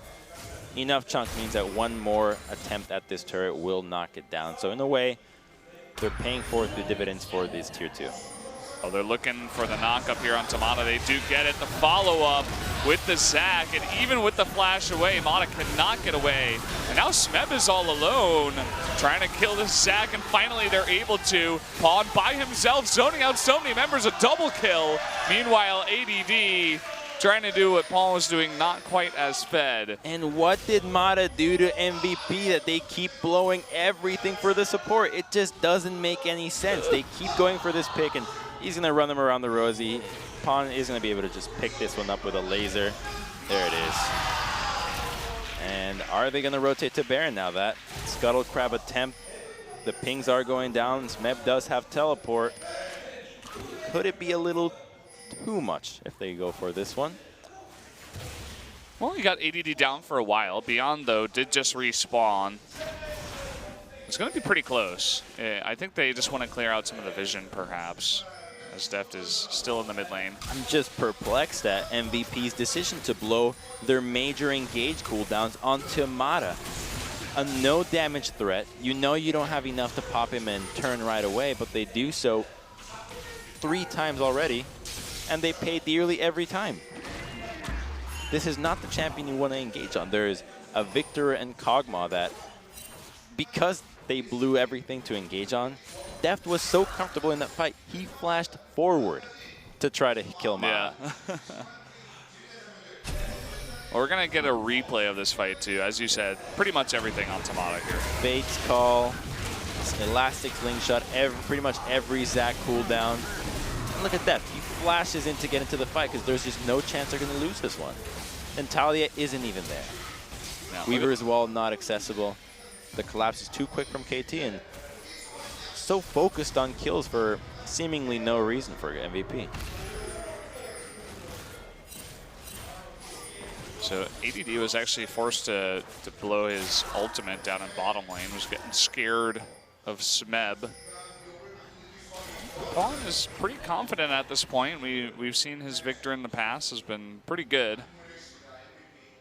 It was a saving grace against the ROX Tigers. And the Victor against Kalista means that all he has to do, throw down a Chaos Storm, and until she starts getting some magic resistance, she can't enter the fight. This is the Victor that can one-shot her in a matter of seconds, and until she gets to that point, the fights that MVP have to take have to be kiting back. Their engage, unless KT clumps up beautifully, are nothing but a pipe dream. What is, I mean, MVP is going to be relying perhaps on some members of KT too to make a mistake. If they could pop Pawn, you know, you were talking about how they're spending everything on Tamata, but if one of those squishy members of KT gets out of position, that would definitely be a nice catch. Pretty much anyone that's not Mata. Mata is not the guy you want to be prioritizing in any of these fights. Oh, that ward lives. I hate when that happens. There was a time where Soraka's in the bottom lane would have attack speed runes in order to get the 2 auto attacks while your AD gets 1 in and you can kill out wards.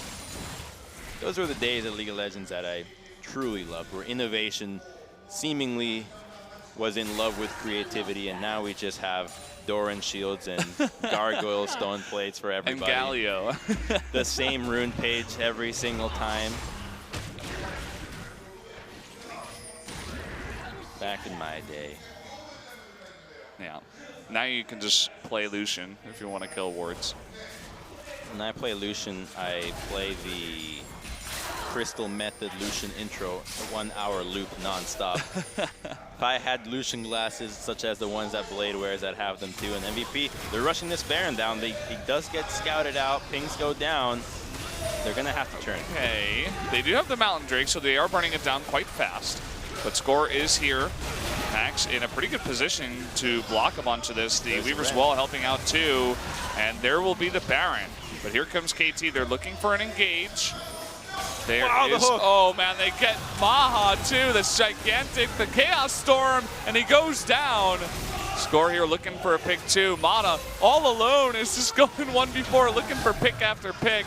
They need to get some more kills. Oh man, great job there by Def to follow that up. And looks like they will just get 2 kills on MVP's way out. A smart move from MVP to use the Weaver's Wall to prevent anybody from coming into the pit. They have the rent to secure the Baron, but what seemed like a huge outplay from MVP gets salvaged by Mata with a hook onto the Kalista that savaged too. Salvagely savaged. it was really savage for sure. He's just not having a good time, and now he's finally buying magic resistance. He's probably going to turn that into a QSS. Doesn't want to get hooked again. Doesn't want to get hit by either a gravity field or that cocoon. Even against the Baron, Smeb will take top tier 2. Just abusing the death timers in position of MVP. And in that fight, Maha just died over the wall. Yeah. He just it was the perfect hook. It was fantastic. Let's see. Straight into laser. Chaos Storm. Cog ultimate. Yeah. And just another tick of Chaos Storm. That's all it took. Short range AD carries against long range mages. Always a tough time. Never had a chance. MVP picked up another Mountain Drake in live.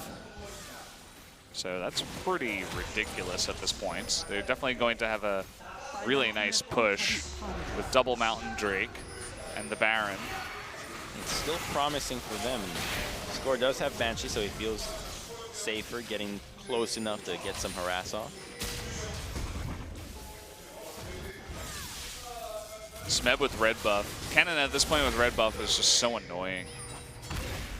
And with the Phantom Dancer means that 1v1ing him is nearly impossible. Ian will commit to a Weaver as well to try to pick him off, but he's just so slippery between the movement speed items that he's bought, the extra burst from the Blade of the Ruined King, and his electrical surge or lightning rush. There's a reason why Kennen is such a heavily banned champion. Yeah. We still got about a minute left on this Baron, and all MVP really did was push bot tier 1 and chase a Kennen. So, to be fair, they were cleaning up a lot of their waves because KT, with the 2 kills, was able to push it in a bit. They did get that dragon as well. That is true. And unfortunately, while you would want them to go for this tier 1 top, at this stage in the game, committing to a top lane push is suboptimal. It's not the greatest position, as KT can just always answer with pushing back into the mid lane, and you're so far away to be able to respond that oftentimes you don't see this objective being heavily contested, and they have no problem giving this up. They're moving to place themselves ready to collapse if need be. There is no teleport on Kennen, but he is making his way through the lane. Yeah, they were looking for the collapse, but I think they've decided against it. Score gonna... Oh, they're blocking it with wards. Score, I think he should still be able to get out of this one. Can jump to the blasting plant. And it's no hook. Nice sidestep there from ADD. good attempt at KT, punishing what could have been a mistake from MVP. Now they have to really worry about Kog'Maw. That's an Infinity Edge completed onto him, and the carries have no real way of dealing with this guy standing, pressing his W, and just melting down members.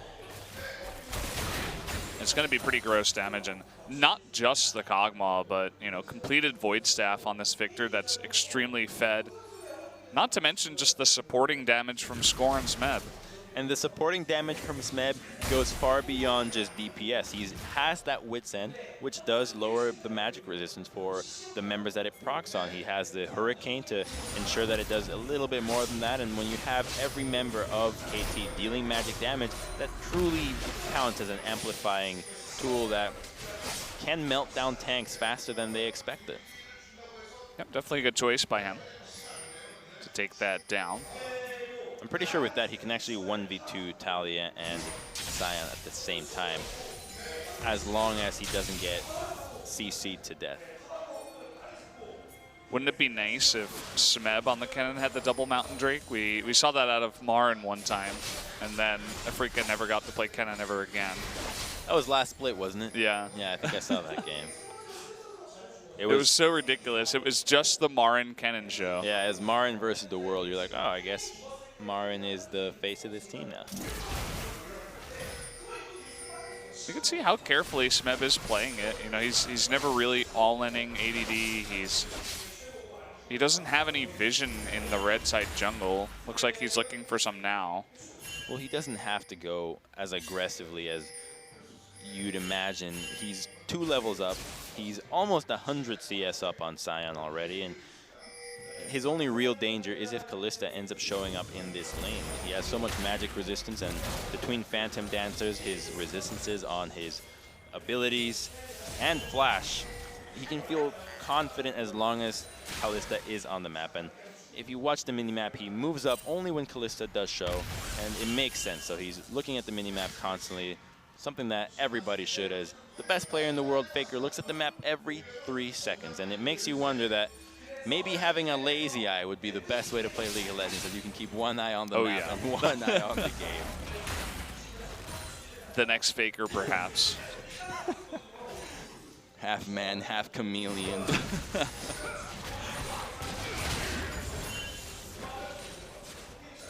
KT, they've done this before where they just set up a bunch of control wards around Baron when it's about to spawn. They're like daring the enemy team to just check. Kalista will definitely help out with checking some of those brushes. Little ghost thing, I don't know what it's called. Sentinels. Okay. There's a TP on Smeb, however this Baron is going down fast, and he can collapse onto this. He's just getting ready to stop ADD from a possible teleport onto this. This just feels like the boat is sinking, and every time they try to bucket water out, a new hole appears. They try to fill that hole, and 2 more. I mean, Smeb's pushing in. ADD on the Sion is getting to a point where he can't really fight back alone. And now they're going to try to collapse on the Smeb. This might be successful as basically everyone is coming down here. But immediately you can see Smeb is trying to fight back for so long. How long is he going to survive? Look at top lane in the meantime. Doesn't matter that Smeb died. Unnecessary to send 5 people, but at least they get something out of it. So MVP don't walk away empty-handed, but a horrendous trade as they lose Baron and an inhibitor for only Kennen. Oh, he's by himself. Oh no. Oh, good knock up there from Max. He's even gonna flash box, and I mean, he's all alone. I think he should have just accepted his fate. They just hate Mata. Even Pawn is like, yeah, good luck, man. See you back at the base. It's all about killing Mata for them. But at what cost? Probably the worst cost you could imagine. These are 2 of the worst trades so far. They're going to be able to just burn this one down so quickly. Ian can't even do any damage to it. Death, though, does get knocked up here by ADD. They're really trying to follow up, and you can see what Deft is trying to do. Meanwhile, on the left side, Pawn is going to be able to trade. He takes out Maha, even with Max nearby, and I think Pawn might just be able to turn on this if ADD is not there. Welcome to Kalista against Victor, and now the Braum does help in stopping that laser damage. Here comes Smeb. Oh boy, the flash laser, there it is. And everybody from MVP is routed on the run. ADD, I hope he's not scared of spiders.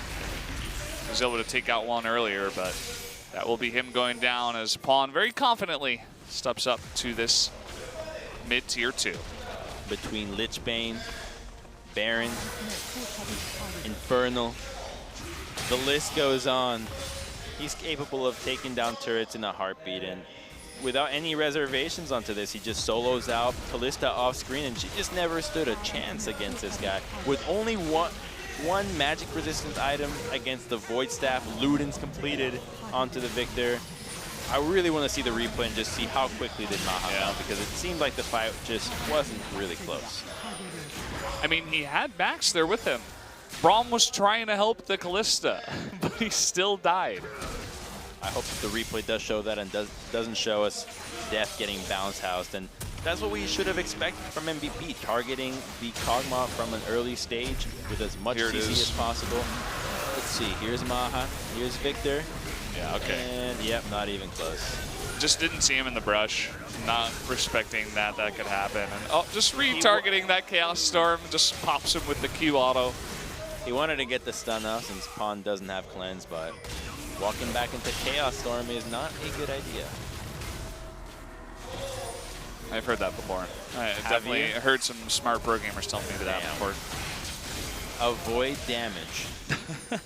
Apply CC. Don't die. Well, not dying is more valuable than getting kills. Sure. Tell that to my solo queue teammates, man. Well, I don't speak Korean. You could try. I know words that aren't suitable for broadcast. I taught you a good one. Labo. Call them idiots. I don't want to get disco nude. Well, we got all 3 inhibitors down in the Baron. This hasn't been the most close games or competitive games that we've seen in League of Legends tonight. These were 2 mega stomps. And I want to add to the itemization from Deft here. He went with the rapid fire cannon. Oh. Well, Smeb, he wants to get an extra death before he dies, but he has GA, so it doesn't matter. Just playing with their food at this point.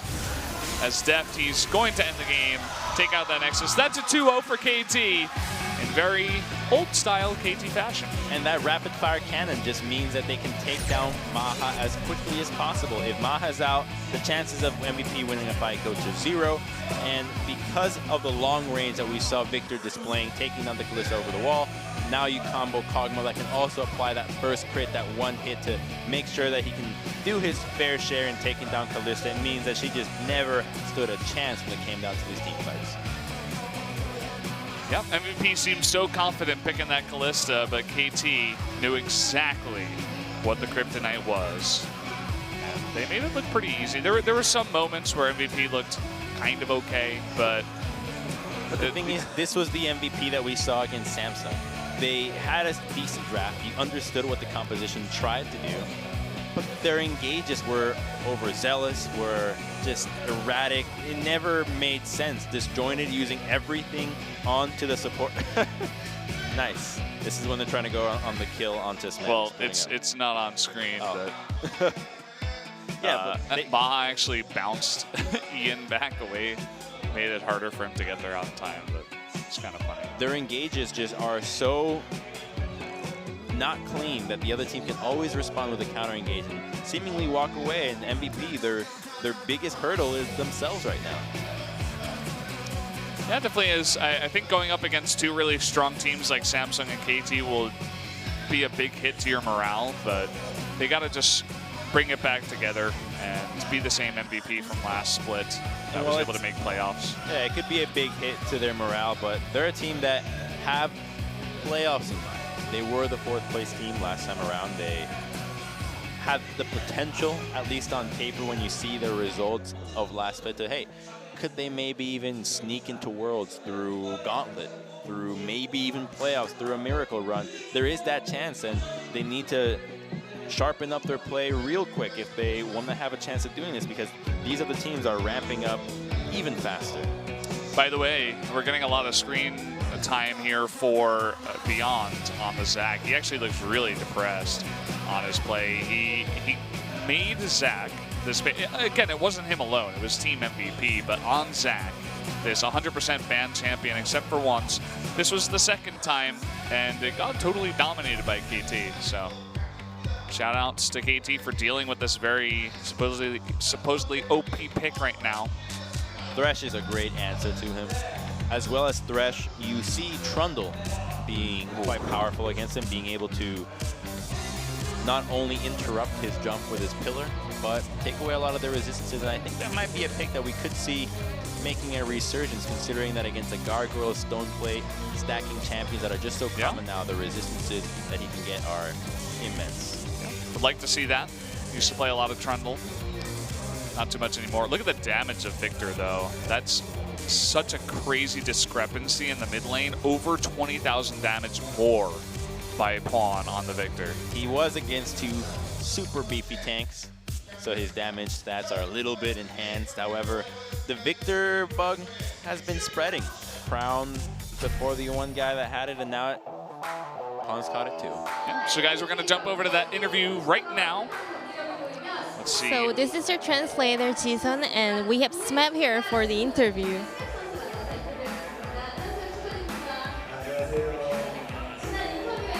So you said you want to make a revenge of the last season to MVP.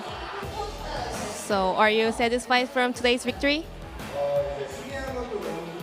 Yeah, I'm really happy that we won the game. But at the same time, our performance was really good, so that makes me feel more satisfied. In the recent games, there's a lot of lane swaps. Is there any special strategies? Yeah, because of the Rift Herald, they're really important. So we're trying to make more laning swap, and also in the ROX match, we kind of like couldn't cope with their lane swap really well, so we're trying to use it by ourselves. And any guesses for today's MVP? It's kind of tricky, but I think Pawn did really well. So I think he'll be the MVP for the game too. Well, guys, we are going to check out that MVP for game 2. Let's see who it is. It was Pawn on the Victor. 88% kill contribution and tons of damage. Victor, aka tons of damage. Pretty much. You summed it up quite well. He's got lasers and cool lightning technology. Things. Yeah. I feel like he's staring into my soul. What's he saying? Well, either way, we have to go right back to the interview. Let's hear from So the second MVP is the Pawn. This combination is kind of familiar, right? So Smep made a guess on you as MVP, and he got it right. I died in the lane at the first time, but I think Def played really well, so we could win the whole match.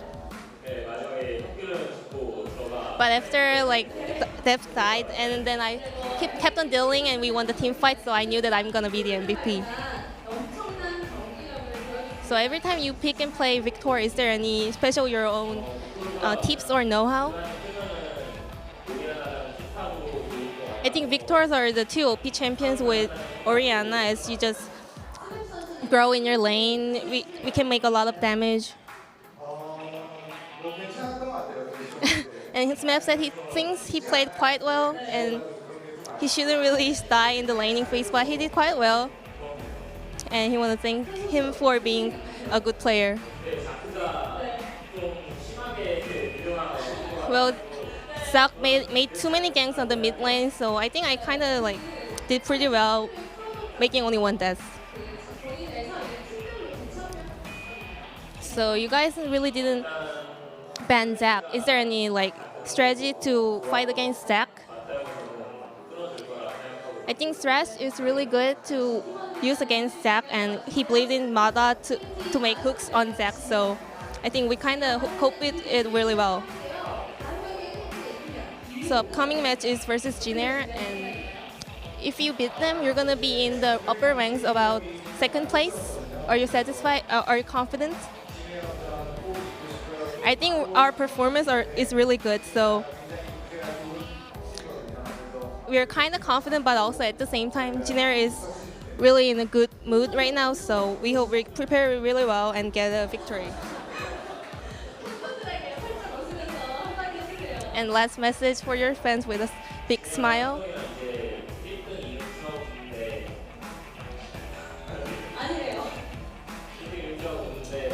So we're having matches with on the first place and the second place, so I really want to win all the matches and get to the first place.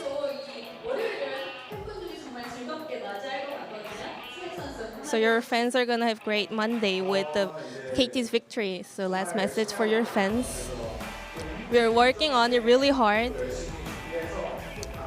So we're gonna prepare harder and harder for the next matches. And we always appreciate your love and support. And you two guys have great chemistry. Do you guys agree with me? I just think that Smeb and I are getting the MVP points, so. And this was the end of the interview. Thank you for listening. So there you have it. You guys heard from Smeb and Pawn. Jisun helping out with the translation. And there you have it. They're going up against Jinair and I guess Samsung soon, as they said, first and second place coming up soon. So lots of hard matches for KT coming up. Starting to ramp up, however. The results are, in the end, all that matters, and as their play continues to improve, so does their opposition. As you heard them taking on the Jinair Green Wings, which were able to take down Longzhou Gaming, which gave SKT a huge run for their money. So that matchup tomorrow is going to be one I do not want to miss. So wherever you are in the world, you stay up, you sneak your phone in the classroom, you go to the bathroom, you watch, you tell your parents to take away the parental controls on your television. This one matters. Yeah, definitely check out some of those games that we got coming up. A lot of the teams up on top. This is beginning to look a little bit more normal, except Jinair up at second is kind of weird, but they've been playing so well nowadays. I'm really excited to see what they can do up against some of the stronger teams as well. Jinair, the one team that made its way from the bottom, now they're here. Now they're ready to fight the Glad Plane, and it's one of the teams that I'm most hopeful for casting, considering that it's a new addition to possibly the upper echelons of the LCK, and it's always interesting to see them, as no matter who they face, you'll always give them the underdog chip, and who doesn't love a good underdog story? It'll be cool to see them coming back and, you know, actually performing well. I'm curious to see if Longzhou also can bounce back after their loss against Jinair, because they still have a lot of these superstar players. If they can get all of them to play every single game instead of, you know, having to take a back seat, well, that would definitely help them out. Well, you'd have to imagine that they put all of their preparation into SKT. One of the most important matches. If they would have been able to take down SKT, that would have been massive for them. And it's understandable that they get caught by surprise from a Jinair team that was a little bit underestimated. Yeah, for sure. I mean, they're coming back. Jinair, they're flying the Glad Plane, as you said, and some other teams that are in the middle. Afrika is up there, and then under that is like Everate, ROX, and BBQ. You got some of those teams. Don't even get me started on Afrika. I think MVP is also at like 1 and 3 right now, yes, so struggling a bit. Not the same MVP, but either way, guys, that's going to do it for us here on the cast. Hope you guys enjoyed it once again. We are going to see you on Tuesday for more matches then, so we'll see you then. Good night.